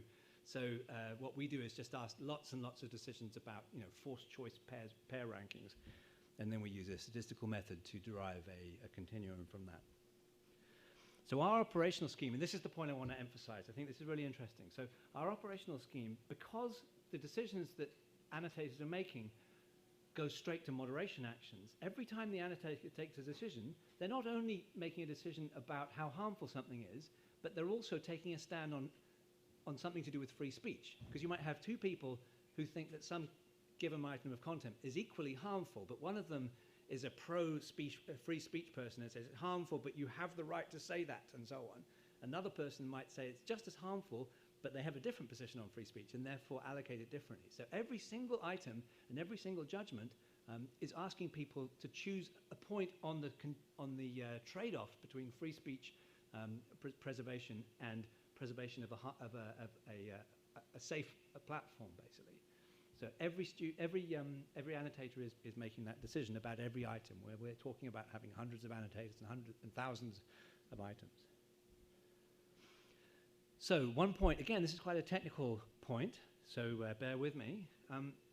So when we train our classifier on the discrete decisions, so throw it out, don't touch it, borderline, that discrete decision, we want to preserve information about disagreement because it's super useful, super useful. We train the classifier to predict the distribution of annotations rather than looking for instance, the majority decision and taking that to be the gold standard. What we're doing is we're saying, no, we want the classifier to tell us something about how well the annotators agree or disagree about this item. Where's the mean and how much disagreement is there around that mean, basically. And cross-entry, by the way, for people who do AI, cross-entropy loss can do that perfectly well. Cross-entropy loss compares the predicted distribution with the actual distribution, and that's the term that everyone already uses in the case of one-hot output decisions. So the entropy of a distribution is a great measure of annotated disagreement, and the classifier can learn that very well if you use this method. It's called soft labels. So if an item is controversial, if it's found to be something that there's widespread disagreement about this kind of item, then what you want to do is to keep it alive. You want to keep the discussion on that point alive. You don't want to sort of enforce the tyranny of the majority. If there's disagreement, well, keep the disagreement and keep the item. So don't moderate it so heavily. So we're trying to sort of implement that idea as well. These are all ideas which kind of they interestingly mix kind of technical ideas about AI and machine learning and training and stuff like that with ideas about how to govern a pluralistic information exchange system. So yeah, for discrete moderation boundaries, be charitable, basically. For borderline content, downrank a bit less. That's how it cashes out. Okay, so we're now ready to talk about the pilot study that we run here in India, and I'll ask my colleague Taprabhata Chakraborty to talk about that. Thank you. We need to set up the next one.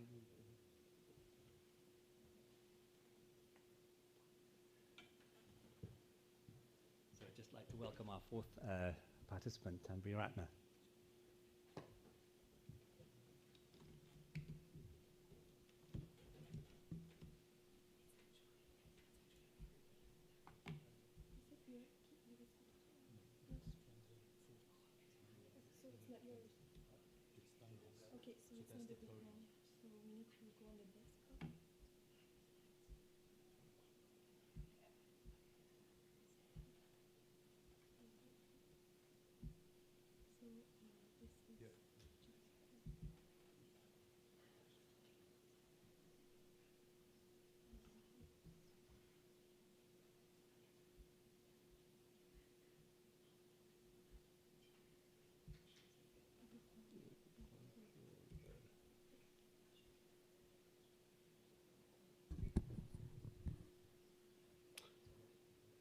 Hi everyone, I'm Tapabrata or Rohan.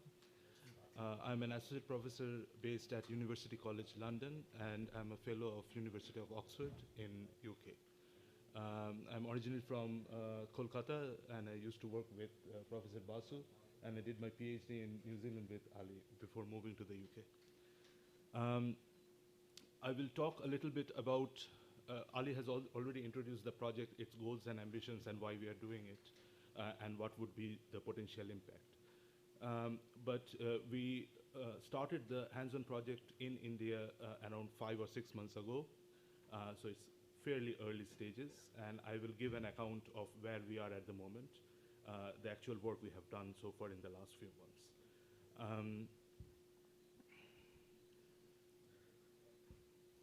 So I will skip a few slides which are common with Ali, and I will start from here. So the work that we have done this year before this summit, and we have produced a technical report for GPAI. If you go to the GPAI website, the full report is available there with way more results and quite a comprehensive report, which is freely available there. So we curated a total of 1,000 tweets as a starting point, 600 related to the 2019 general elections in India, political tweets, and 400 tweets related to the 2022 state elections. We selected 10 annotators to start with, and we tried to maintain a sort of broad background of the annotators. Of course, 10 annotators are not enough to represent the demographics of India, but it was a starting point.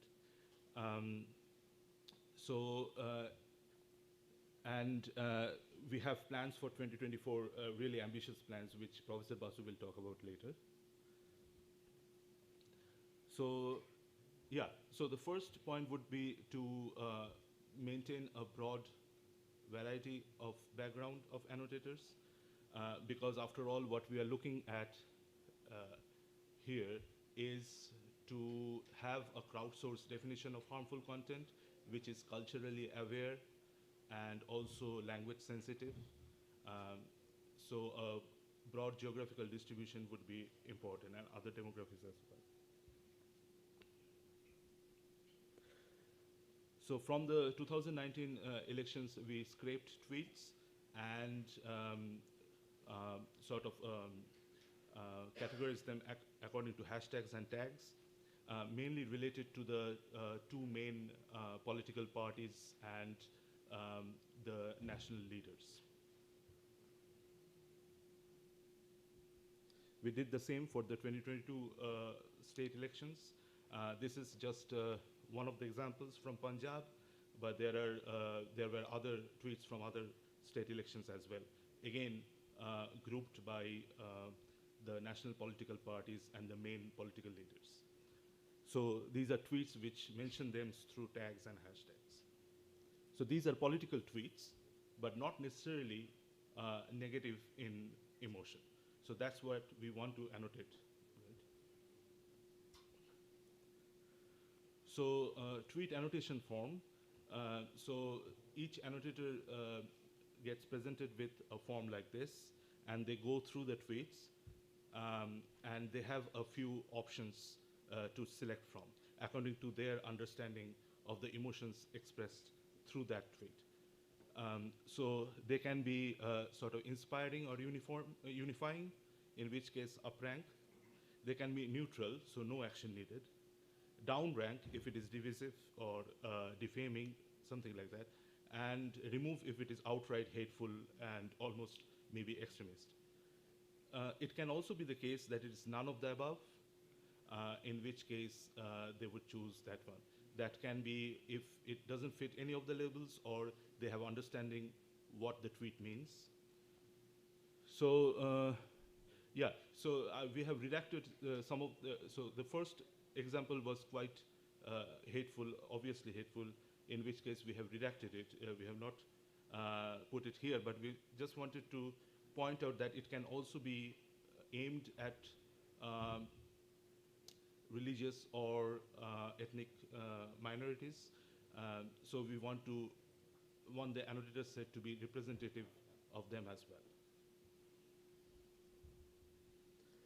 So when so we created our own sort of annotation platform, and when the annotator logs in, they are presented with a user dashboard with a sort of guidelines on how to go about it. So this was developed in-house. Some very basic results from the last couple of months of work on this. This is very much a pilot study at this point. So, sort of as expected, most of the pie chart is agreement and disagreement by a degree of 1. By a degree of 1 means out of the 4 options, the disagreement is by 1 degree. So it might be inspiring as opposed to neutral, or neutral as opposed to down rank, something like that. However, interestingly, disagreement by a degree of 2 is actually more than the unanimous agreement. That's quite interesting. So there is a lot of disagreement, which we do not want to disregard. We want to take into account that, especially if we find that, for example, say majority, 60% of annotators, 6 out of the 10 annotators in the pilot project, say, have said a tweet is neutral, so it's good to go. However, 3 out of the 4 remaining, or 2 out of the 4 remaining, said it is actually harmful. So we might want to check whether all of the 2 or 3 of them maybe belong to a certain demographic. Perhaps it is harmful towards a specific demographic. So there is an option of further analysis which we want to really scale up, which I will come to now. This is sort of the similar pie chart for the 2022 state elections. So of course, the level of disagreement is not always the case. So it's quite data dependent as well. As you can see here, there is more agreement in this particular data set. So before handing over to Professor Basu, I would like to reiterate that we did the pilot project this year. Next year, we really want to scale it up, and Professor Basu will talk about it more. So I would request all the attendees here, if you are interested, if you reach out to us, we would love to have you on as in our annotation process, because of course 10 annotators is nowhere enough to represent India. So we have great plans of rolling this out across India and really delve into the analysis that we get out of it. So if you want to be part of this project in 2024, very welcome to, you can just search my name on the internet and you can get my contact details. So over to Professor Basu.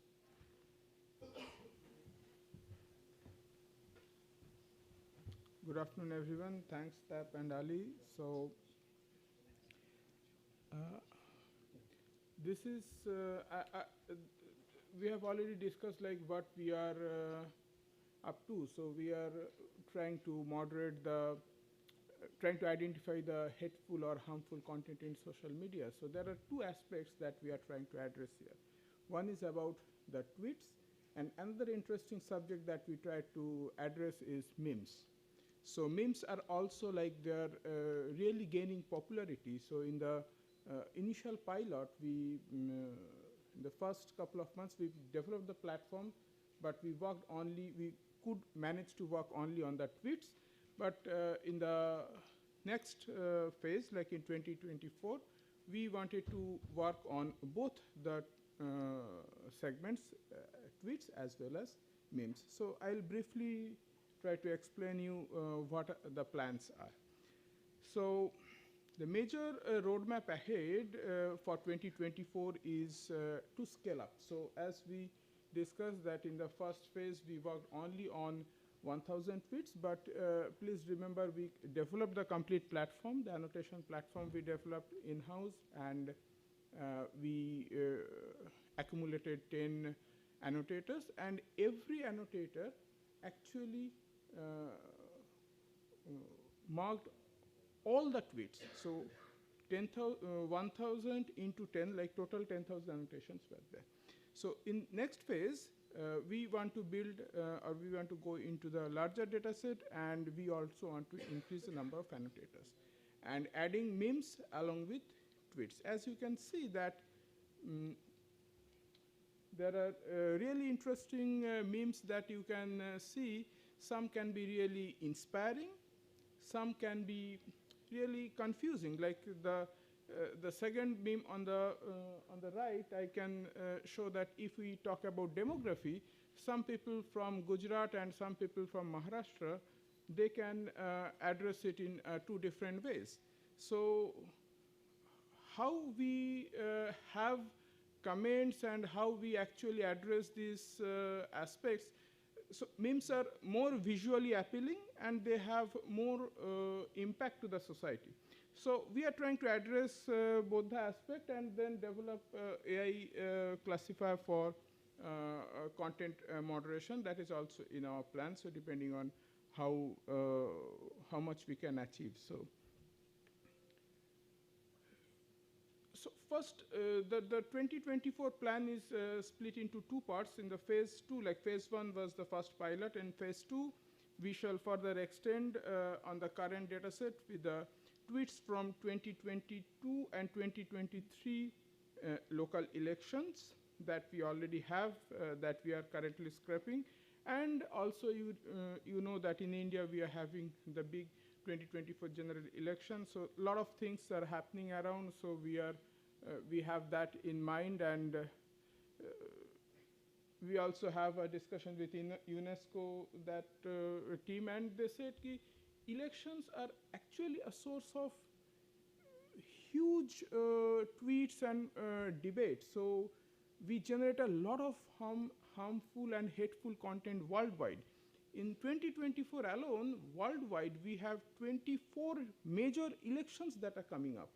So there is we are also, means our initial pilot got some good traction in different global forums. So people are also interested to dig deeper on how we can have a proper annotation scheme also for the recommendation engine, so that we try to minimize the bias on the harmful content recommendation. So unlike before, where each tweets were annotated by all annotators, if we increase the number of data sets, so we are trying to say that they will be sparsely annotated. Every person, if we have 10,000 tweets, so one person may not be able to annotate all the tweets. So the scheme that we shared by TAP was slightly different, where every person is annotating all the tweets. So that scheme will have to change a bit. Now, we shall expand our custom-built annotation platform to include political memes and set up the annotation protocols for the same. So, see, the text and the visual context really can differ. So, what do you mean by on fire? So, fire is a English keyword. So, how do you annotate this? So, do you think this is inspiring, or it should be up-ranked, down-ranked, neutral?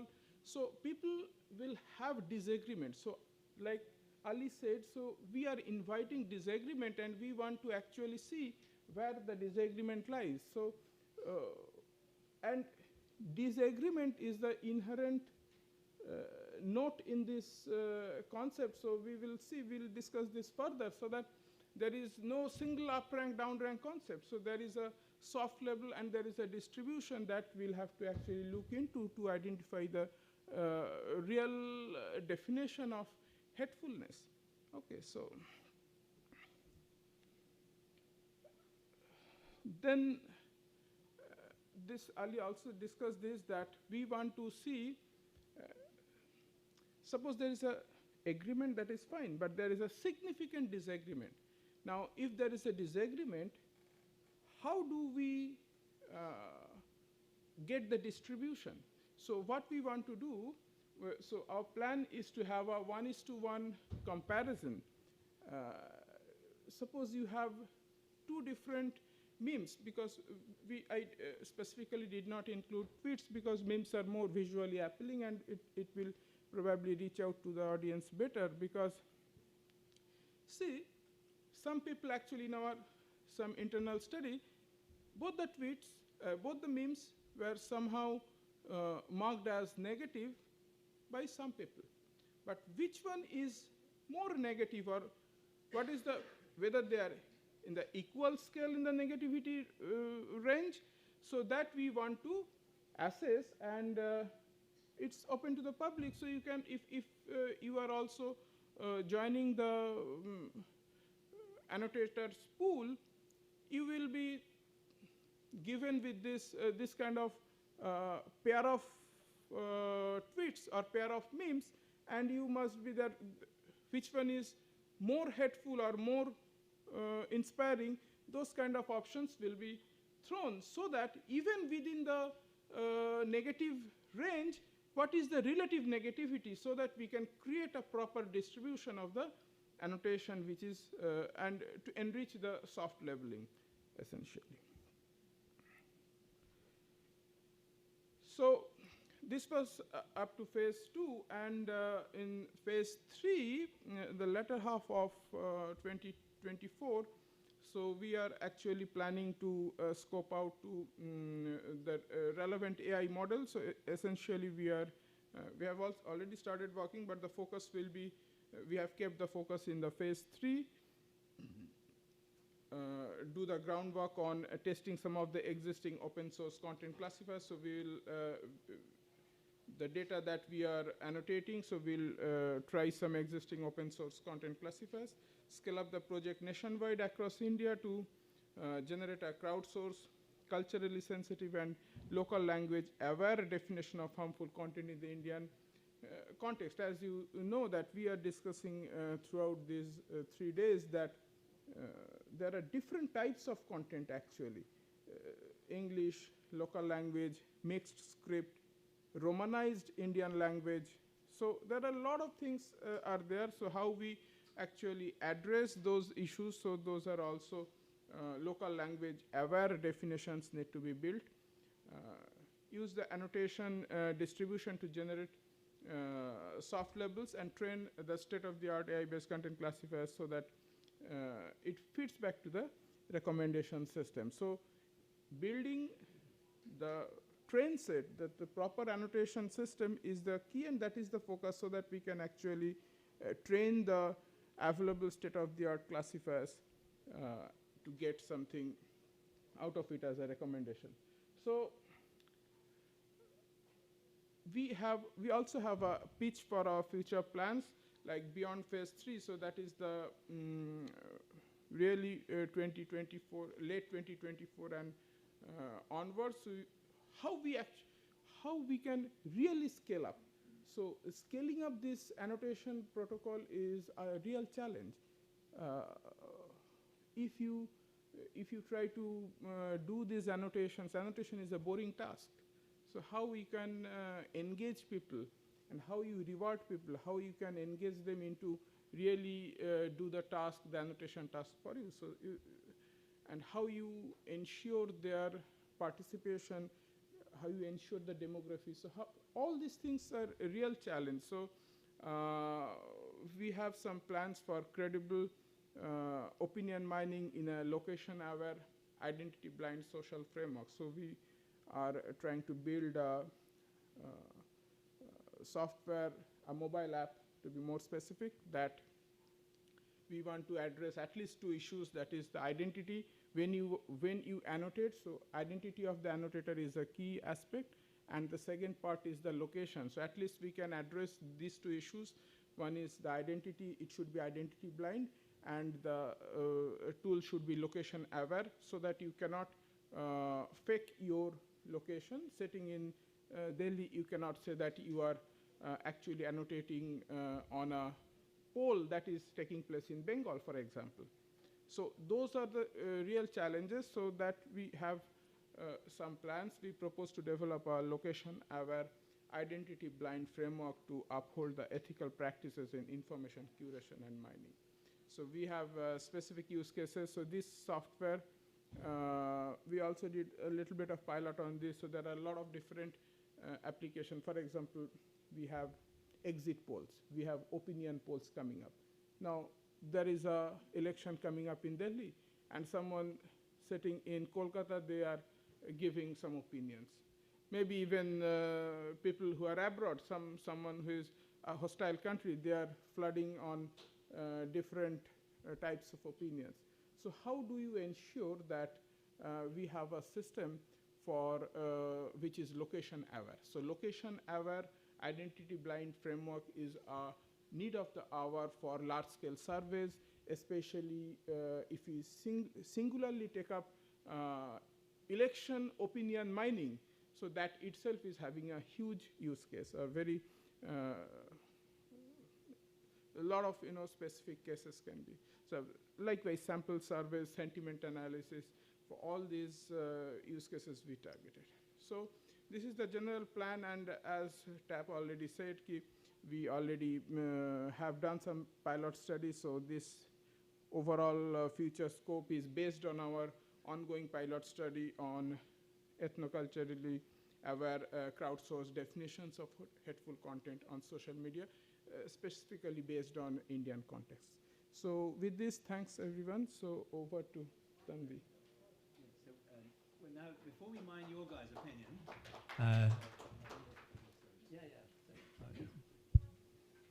we need to get one last set of slides on the screen. So we're very pleased to have Tanvi Ratna, who we met here in the conference, which is really nice and serendipitous. So before we mine the opinion of you guys in the audience, we'll first of all hear some reactions from Tanvi when we got the slides up. And she's doing a project which touches on this, I think. So it's an interesting synergy.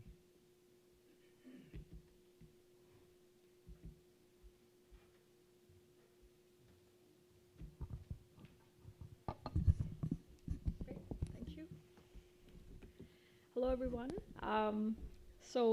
This study that I'm going to talk about today, it's not one that's out yet, but it's very much looking at this idea of feedback loops into models and how we can use more democratized processes for making model outputs, model governance better. So a little bit about us. We are basically a new age policy think tank. We're sort of a lab which is trying to innovate on regulatory dimensions, policy dimensions for emerging tech. We're called Policy 4.0. I'll talk a little bit, I think, yeah. Yeah, there were some different slides on that, but no problem. So my background is that I'm an engineer. I am a policy analyst. I have some experience with political content. I actually worked on the general elections of 2013, 14. So fairly familiar with, how narratives are built and all the spin that goes into content. I since then worked at Ernst & Young. I've worked on the India stack, and I am an engineer and policy person, right? So what we're trying to build with Policy 4.0 is basically a new age think tank. We are trying to combine engineering and policy expertise. We have a fairly global footprint. We are very niche that we focus on emerging techs. We focus on crypto, CBDC, AI, and DPI work at the moment. On AI, we've been part of some consultations, even with the EU AI Act at the European Parliament. We have the study coming up. We've been fairly active with the Indian government in like capacity building, research, and other aspects. So just coming to the study that we had undertaken, and which is coming to many of the similar conclusions as Professor Knott, we basically benchmarked for the government all the major regulatory frameworks around artificial intelligence that exist today. So we studied 6 countries and the EU. So the US with the executive order, which was a big news. I think a lot of you would have heard about it. Also their earlier roadmap with all these state level clusters that they were setting up. The UK, of course, which has set up the AI Safety Institute, and we've had representatives from the UK as well talk about it here. And they have, that's been an evolution of their Frontier Model Task Force. And the EU AI Act, of course, which a lot of people have heard about.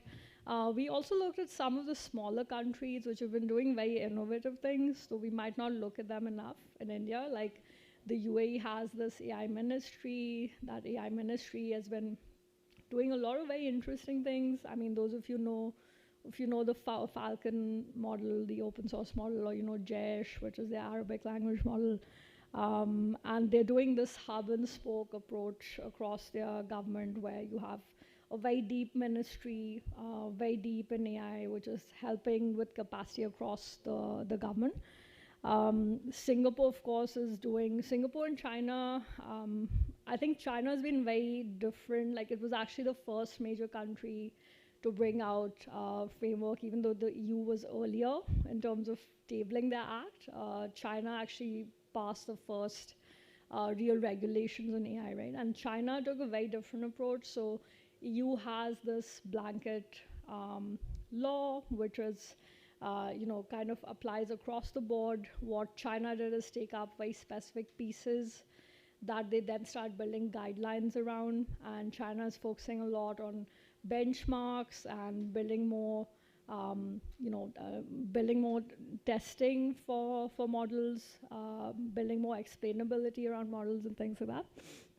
And Singapore is on a similar line, right? So we kind of studied the landscape across the world.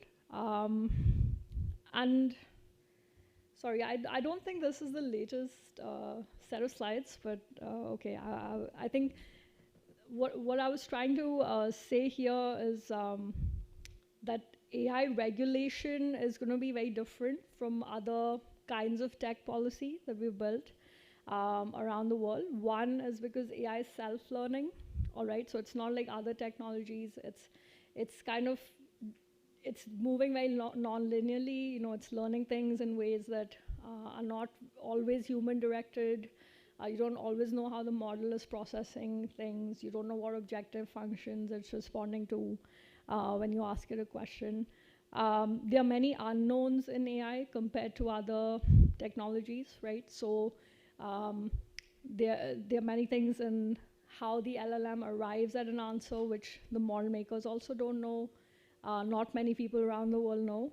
There are also unknowns in the business model, right? So we don't know what kind of applications are going to come up. How do we regulate for the future that we don't know, right? So I think I'll just skip over these things.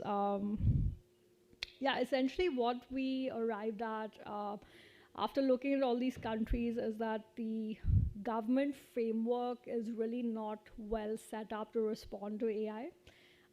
So ours was more of an operational study, which is looking at how governments are preparing themselves to regulate AI. And the challenge that happens is that if you take an AI ethics problem or an AI safety problem, if you try to translate that into a bureaucratic mandate, it's not very linear, right? Like, so the government is organized by sectors. So we have, agencies for finance, for medicine, for, different areas. We have agencies for certain risks, whether it's national security or otherwise. We don't really know how to map these problems of like AI ethics into departments, right? And we don't know how to prepare competency for these things. So what we largely found is that there is this landscape of 3 kinds of policy problems, which all the different categories of AI ethics, safety, alignment, they kind of fall into 3 kinds of categories from the perspective of the government, which are technical, sectoral, and societal.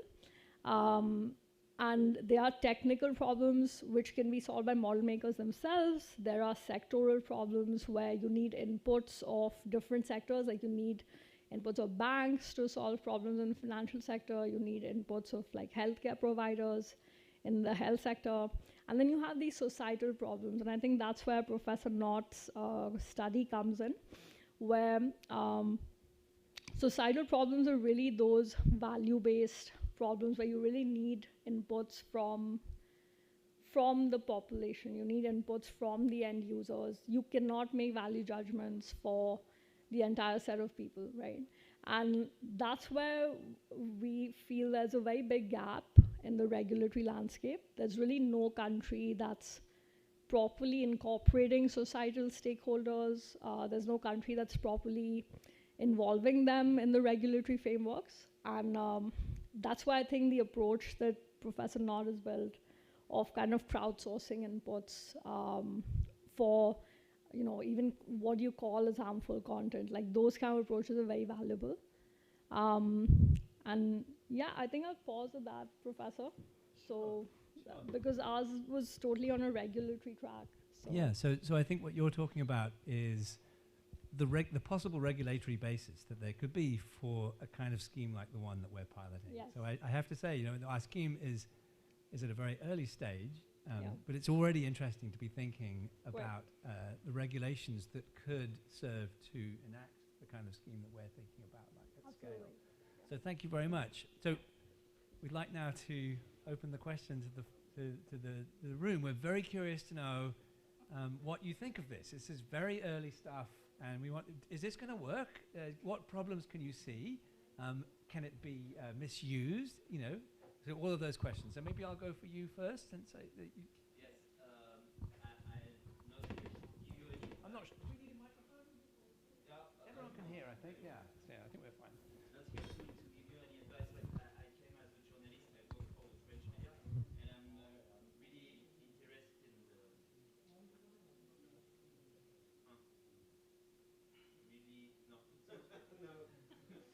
No, I'm interested in the upcoming Indian election that you mentioned, 2024. I think you mainly focused on memes and harmful content, which are hate message. But the democratization of technology like voice cloning and deep fake will pose a specific challenge to this election because it has become now very easy to do it. Of course, we all think about maligning a leader by creating a fake video pretending that he said this or he said that, but you also see Indian startups which are already working with political party today to propose things like, for example, targeted message for voters, which will take the form of a political leader. So that is transparent, but is it a good thing in terms of democracy? How are you trying to monitor those new content, AI generative, for the upcoming election? So maybe I can take that one to start with. So I now realize that there's 2 senses of the word democratizing. That's why we've heard this word a lot in this event. And it can be used to mean sort of like putting the ability to use AI into the hands of all the people. And maybe that's the sense in which you understand it. You know, everyone can use ChatGPT, and therefore it's, you know, you have to consider the possibility of misuse. We're thinking of a different sense of democratizing. We're thinking of a sense whereby the AI systems that provide the infrastructure that run, you know, that control our digital lives are currently not in the hands of the people, and we'd like to revert them into the hands of the people. So that's a very different thing. At that point, people are having input democratically into governing the AI systems that are being controlled, rather than people using the systems that are built. You know, so those are two very different things. So our focus is on the democratic governance of the sort of infrastructural AI systems. On the question of how AI can be misused in the lead up to elections, for instance, you know, by producing, you know, disinformation or something, our social media project does have something about that, but it's a separate project. We've talked about it elsewhere, and that's this idea that AI-generated content should be identifiable as such. And I won't go into that now. We were talked about it already. I can point you to reports that we've written about this. It actually got into the EU's AI Act. That was a very interesting success story, I think. But it goes to an issue of content transparency, which is kind of separate from today's one. So can we have another question? Yes? Yeah. Hello? Yeah. So since this segment is very nuanced, what I see, because there are so many layers into this. First, there are satires, there are sarcasm, there are lots of things, and which at times turn into some, you know, at some extent to harmful, you can say, that zone. And before that, we have to exactly define that how much and what is harmful. And then that's this kind of, even gaslighting. So there are new kind of contents are coming up which are gaslighting the people or the masses at large. So how are you planning to deal with that? Because these are some new kind of things which were not happening earlier, but now it is becoming normal.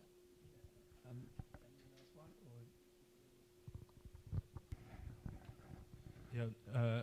So as we showed in one of the slides, we have sort of starting guidelines for the annotators. So which gives a very general idea of what kind of stuff they might come across.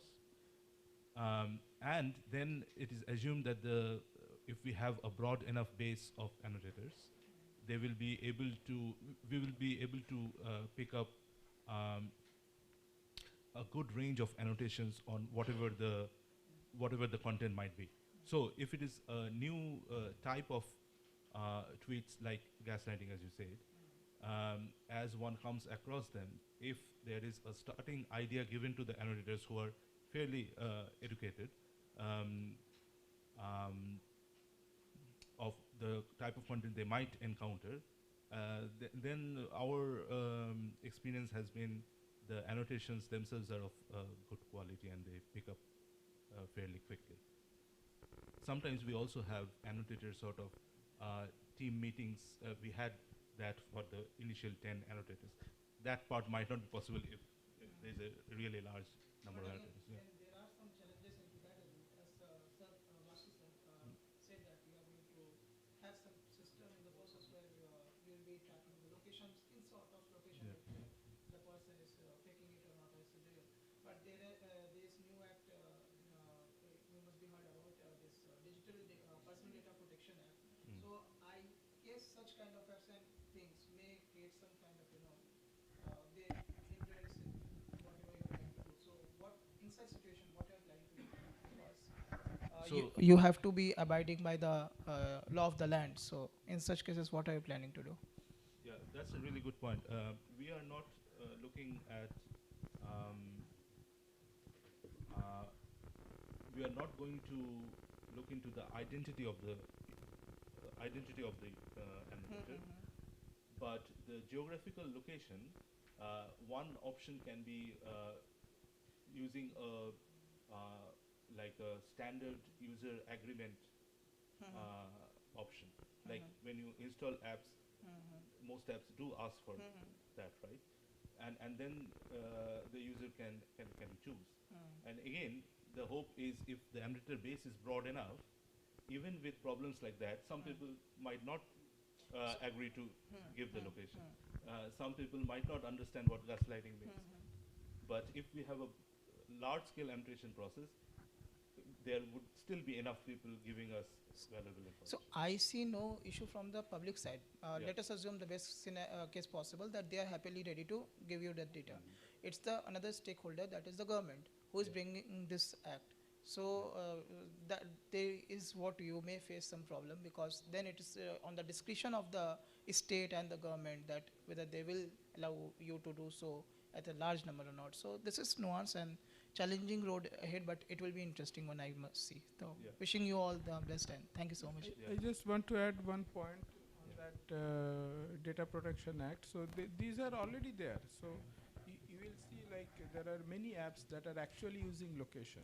So the act says that you should not use the data beyond what you have promised. Okay.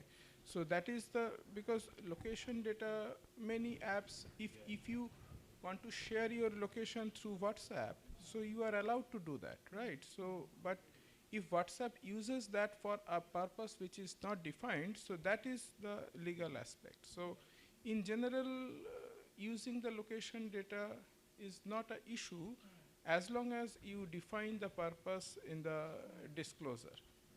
Okay, and the party who is sharing the data, that information, agrees and binds to that.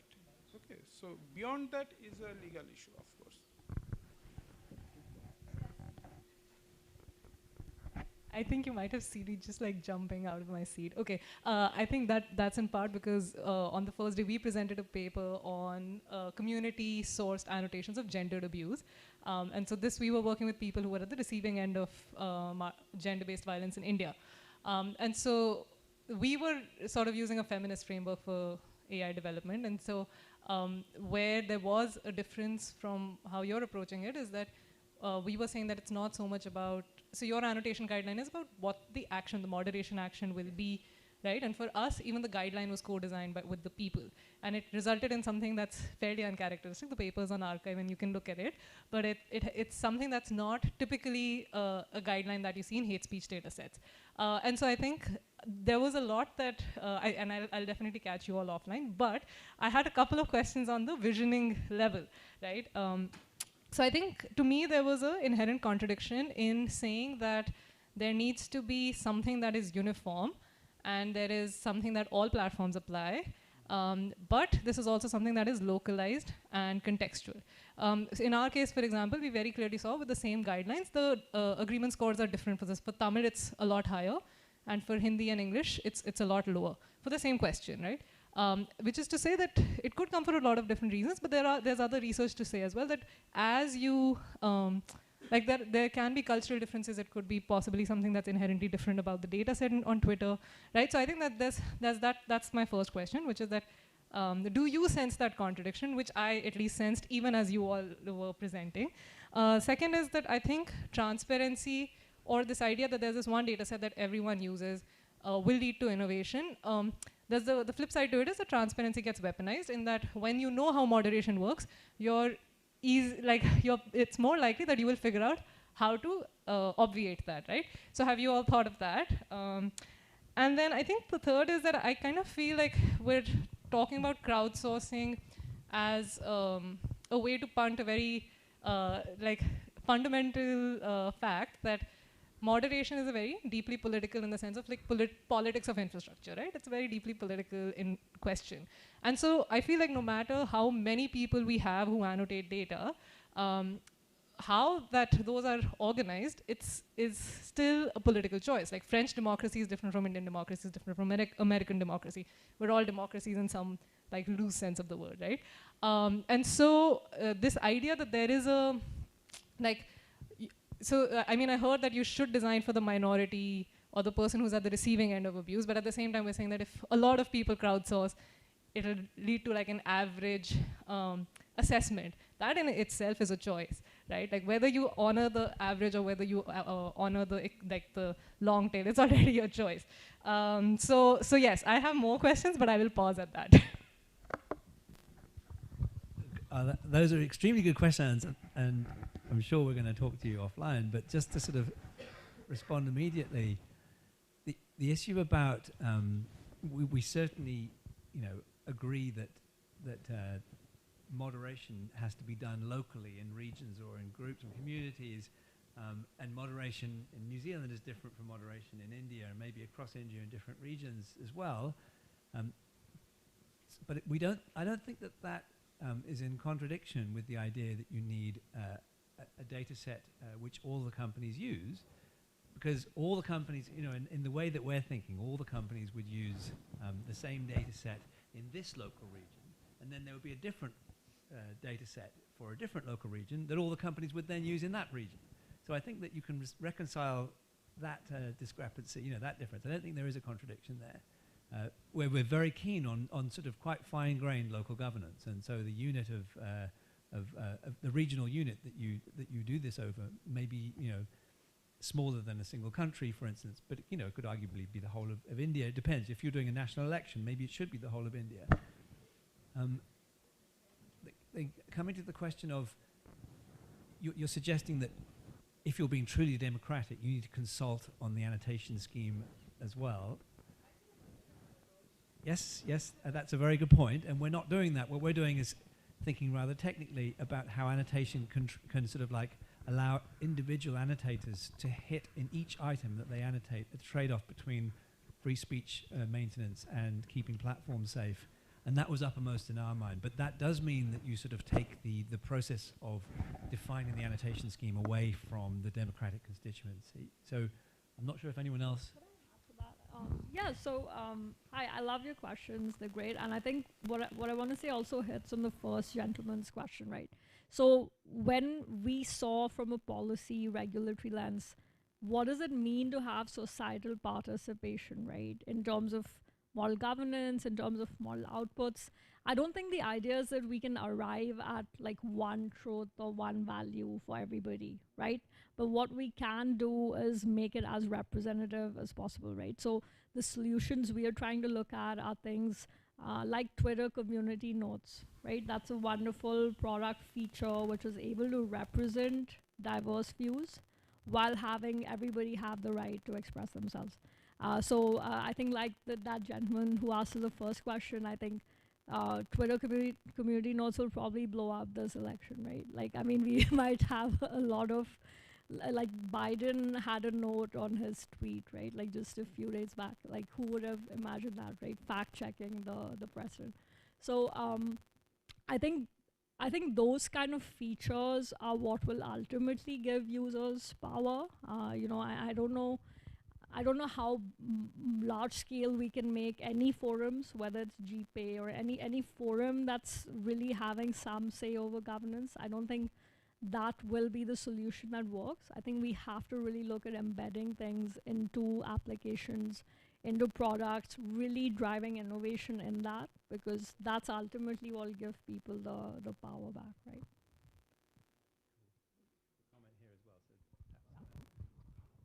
I will add something to your third question regarding taking an average decision on the annotations, whereas more fine-grained on particular demographics.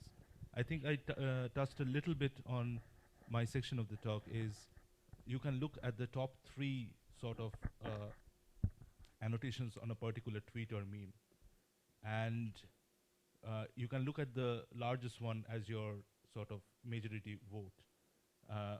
Or take the average. But if you look at the largest one, you can take a conditional decision as well based on your second and third highest annotations.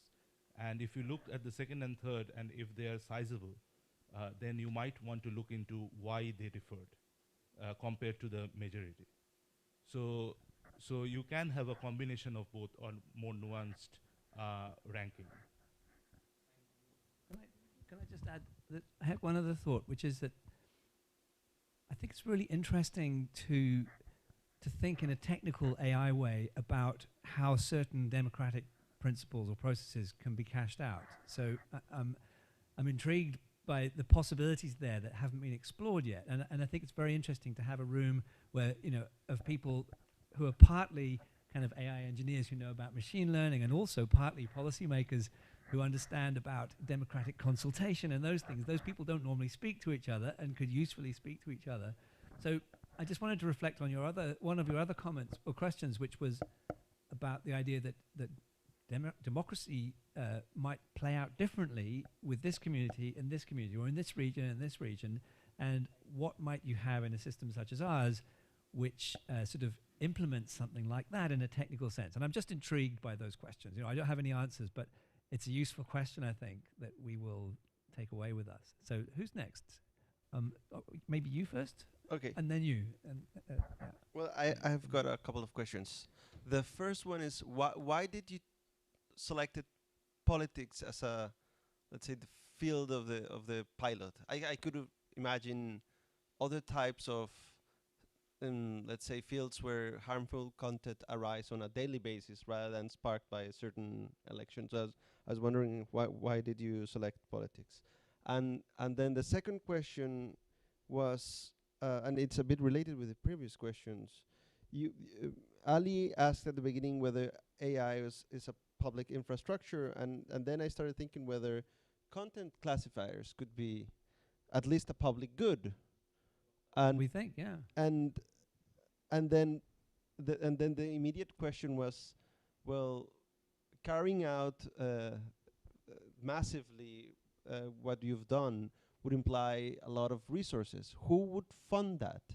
And things change, so you couldn't like keep the classifier forever, but things would evolve. Oh, you have to keep the data set fresh. Yeah. So in terms of how it would be resourced, the idea is that Tanvi would set up a regulation which requires social media companies to take their annotation budgets for harmful content classification, training set curation, and bring all of those budgets into a single budget that's administered publicly and creates a single classification. So I'm being a bit frivolous, but of course the idea is that you would somehow redeploy the budgets that the companies already have and maybe add something as well on top. But that's the sort of idea. But we are also applying for grants. Research grants. Slide in my presentation, that was essentially a pitch that we are pitching actively for development of the scaling up of the thing. But coming back to your first question, that is an interesting point, that why political? So yes, harmful and hateful content is pervasive. So everywhere you have that. But you know, of course you can't deny, at least sitting in India, we can see that this is one major source. And worldwide, if you see, yes, in general content, means it is very difficult in a technical sense. It's if you try to scrape data, so in terms of political, you can have a very targeted, you can have kind of spike that you can actually target, you can train, you can locate, and of course, if we are successful, we can control as well. The general distribution is very difficult to tap. So related to election-related spikes, so I can tell you in India, you have state elections, and in every state elections, you have violence. And you know, the spread of all these harmful and hateful content. Forget about India. We have elections coming up in US and major elections in everywhere. So you just see the election-related tags and election-related news, and you will see the spread of hatefulness that you can very easily target and possibly you can monitor as well. So that was one of the reasons to initiate the pilot study. Yeah, so elections are coming up in the US and Israel as well. I'm sure similar situation will arise. I will add though, so we didn't mention it in details because it's not a GPAI project, but Ali is also working on a similar project in New Zealand, which is looking at hateful content towards the rainbow community. So yeah. No, I was just saying that even from a policy perspective, that's also the more interesting problem, right? Like I think in many areas of crime or internet abuse, like we have consensus also around many things that this is a bad thing, or this is what violent behavior looks like. Like, we don't have that in political problems, because it's and if you can solve for that, like, that's a very big problem to solve. Like, yeah. Could we go to you now? I think you were next. Hi, my name is Kasha. I'm from Logically. We also work on disinformation and misinformation, and we have a separate fact-checking team which works with platforms for third-party fact-checking. One of the things is, because if the idea is to try to have more democratization of the process of trying to find out what is a problem, what isn't, given the kind of trends we've seen in the last couple of years, where the entire concept of fact-checking and sort of moderation itself has become so fraught, where you are having on the same set of issues so many different views, what's the plan to deal with that? And I think the easiest example is looking at the way we're looking at stuff in the Israel-Hamas conflict, where you have very strong views about certain things being considered anti-Semitic, very strong views on the other side saying, no, we're not trying to say anything related to that. How do you solve that in a system which is based on sort of crowdsourcing that, or getting larger groups of people to do this? How do you solve for that problem? Yeah, that's a great question. So Tap alluded briefly to one of the things that we're thinking of, but we're open to other ideas. So we are certainly, if we have a large pool of annotations in this hate speech classifier data set, then you can analyze it to see who's out there, and what you'll find is clusters. So you'll find this group of people who have this pattern of annotation, and this other group with this other pattern, and so on. And so there'll be different clusters. And one very powerful thing that you can do is to look for any tweets or any content items where there is agreement between these groups of people who tend to classify differently, because at that point you have the idea of genuine consensus, whether it's a hope item, that everyone is saying should be upranked, or a downranked item that everyone agrees across these different groups should be downranked. You can pay particular attention to those things. And that's a principle which, potentially through the sort of nudging that happens, with, promoting certain things and downranking certain other things, might move people in the direction of consensus or towards kind of productive conversations. That's an aspirational idea. But I think that the idea of analyzing the pattern of annotations that's out there and then being informed by what you find is kind of as far as we've got so far. Just if it's okay, just to add a follow-up onto that, if that's fine. I don't want to take up other people's question time if you have the time for it. Is that, the issue is, I guess, a lot of things you might be able to nudge that up, but where it's a clear political divide issue, and especially in the context, since you guys have already been looking at the political side, you'll have seen this, is that sometimes you can't move that dial at all. So is the solution there to have sort of experts step in to make a decision on that, or will you? Yeah, great question. So we'd love to know from other methodologies. So we are not experts in the sampling process that are needed here, and we want to gather insights from other people. So Professor Basu already mentioned opinion polls, and we'd like to talk to opinion pollsters whose whole game is to accurately gauge and survey public opinion. We'd also like to talk to people who convene citizens' juries. So we're working with people in Ireland who convene the citizens' jury in Ireland around the legislation around abortion, for instance, how they pick those jury members and how they train those jury members, how they brief them prior to their decisions, and how the discussions were arranged. We'd like to learn about that as well. So we'd like to sort of get into some of that civic stuff as a way to inform the methodologies that we use to sample and then train annotators. I'd like to add to that. So, in policy, or there's this whole field of what's sort of called GovTech, which is coming up, and I've seen it very closely in the blockchain Web3 industry, where I used to lead blockchain at Ernst & Young in India, and what we see when you have these kind of patterns, when you have data on what people want to agree on, disagree on, maybe something interesting that can be done is you identify thresholds, up to which people kind of decide amongst themselves. And then there are thresholds where maybe you have to bring in interventions, whether they're legal or otherwise, right? But you don't have to keep making these blanket reactive laws, or, these kind of things are becoming very inefficient. And I think there's so many, like we had, for example, in income tax, a very interesting example where, there's this whole there was a thread of thinking in India that can all the taxpayers have an association because there's such few taxpayers, like, compared to the whole population, even though that's going up. And then they can exercise pressure on how the budget is allocated, right? So one problem statement we were seeing is like, is it possible that maybe, let's say I'm a taxpayer for my society and my roads are not getting fixed, then can I, get my tax adjusted because I'm not getting the service that I'm paying for? And it could be possible by using like blockchain. Maybe if we have digital rupee, it can be an experiment we look at, right?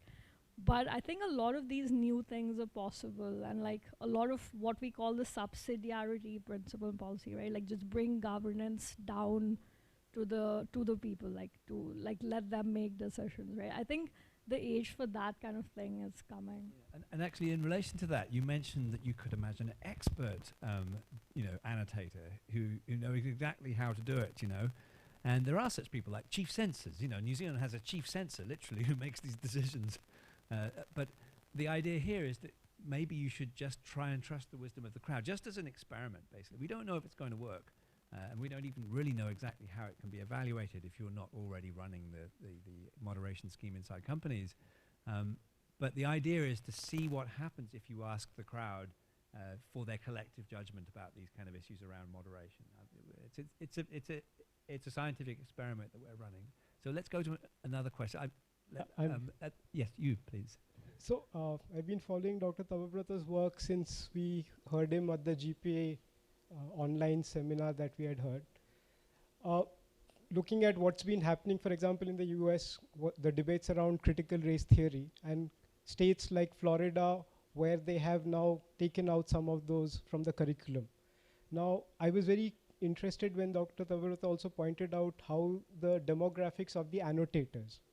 Now, one thing that we are also seeing is that, and you also, Ali, mentioned this, that first, let's also hear the people who are the victims or who are subjected. But we also see the critical race theory or what's happening in Israel today, post October 7th, etc., where the majoritarian community also says that we are also a victim, and therefore our voice needs to be heard, because there is so much of, the kind of constitutional schemes or politics that is there, that it is biased, or it's an appeasement bias towards a certain minority, so there needs to be a balance, so on and so forth. And we are seeing this in India, we are seeing this in Israel, we are seeing this in the United States. So from an annotation or labeling perspective, and this is a hard problem in content moderation also, and I basically come from a background where disinformation is of great interest to me. How do we therefore look at annotation, especially because if you look at, you look at the work of somebody like Erza Klein, we are living in extremely polarized. So therefore, what we think moderation or annotation will work actually ends up with more polarization. So how do you solve, or any ideas around how to solve this problem? Yeah. So I can comment on how we are approaching the annotation phase, incorporating this problem.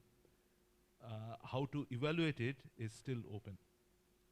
So I can't understand or answer the second part. So the first part, as I mentioned before, the key is to not just look at the annotation, the highest annotation. So we have 4 or 5 labels, the 4 labels: uplifting, uprank, neutral, downrank, and remove, right? So for each of the items, tweets or memes, you would want to not just look at the highest label, but to the top 2 or 3. And then also analyze sort of clusters of demographics which answer these, and take a sort of joint decision for all of them. What exact statistical equation will answer that? What would be the weightage? We don't know yet, because the annotation process is still going on. But you are right, and yeah, the answer would be to take the top 2 or 3. Yeah. To that, it is of course a big challenge when we are targeting in phase 2. Like when we scale up, what will be the distribution of the annotators, like demographic distribution. So right now what we are doing, we have control over the annotators, like who are annotating the thing. So we carefully chosen the demography and ethnicity, etc. So the educational background and all. So when we throw this open to the public, it is also like kind of an open problem for us also, like how we can handle this so that there is an enough representation, as you rightly mentioned, that whether there is an appeasement or who is, whether there should not be any bias. So the major challenge for which we are sitting here and talking is like there is a bias, right? So that the bias is the major challenge in AI, because annotation is the key. So we are all talking about supervised learning. So supervision is like how you bring up your baby. So upbringing is the key. So if you do not give the right upbringing, so it will not behave properly. So that annotation, that supervision is the key, and we must give enough emphasis to this particular problem to not to build top level models, but rather like it is equivalent to like you are building top universities, but you are just giving you are not giving proper education, basic education to your kids. So there is no value for the universities unless they are not properly trained with the basics. So that I think is going to play a huge role. So we are also, like as Tab rightly mentioned, that we are thinking of different things, how we can actually scale it up, and what are the perceived challenges that we may face to, you know, so have the true essence of democracy. Yes. I'm aware there are still other questions, but let's do that afterwards. I think we have to stop now because the closing ceremony is just about to start. So I'd just like to thank you for your questions, and if you have questions that you'd like to discuss further, we are completely open and very looking forward. Also, not just questions, I would really encourage you to actually reach out to us and be part of the process in 2024. Actually engage with the project. This is an open project. Engage in talks with us, discuss the project, help us improve the project, take part in the annotation process, curation of the data set, the whole thing. That would be great.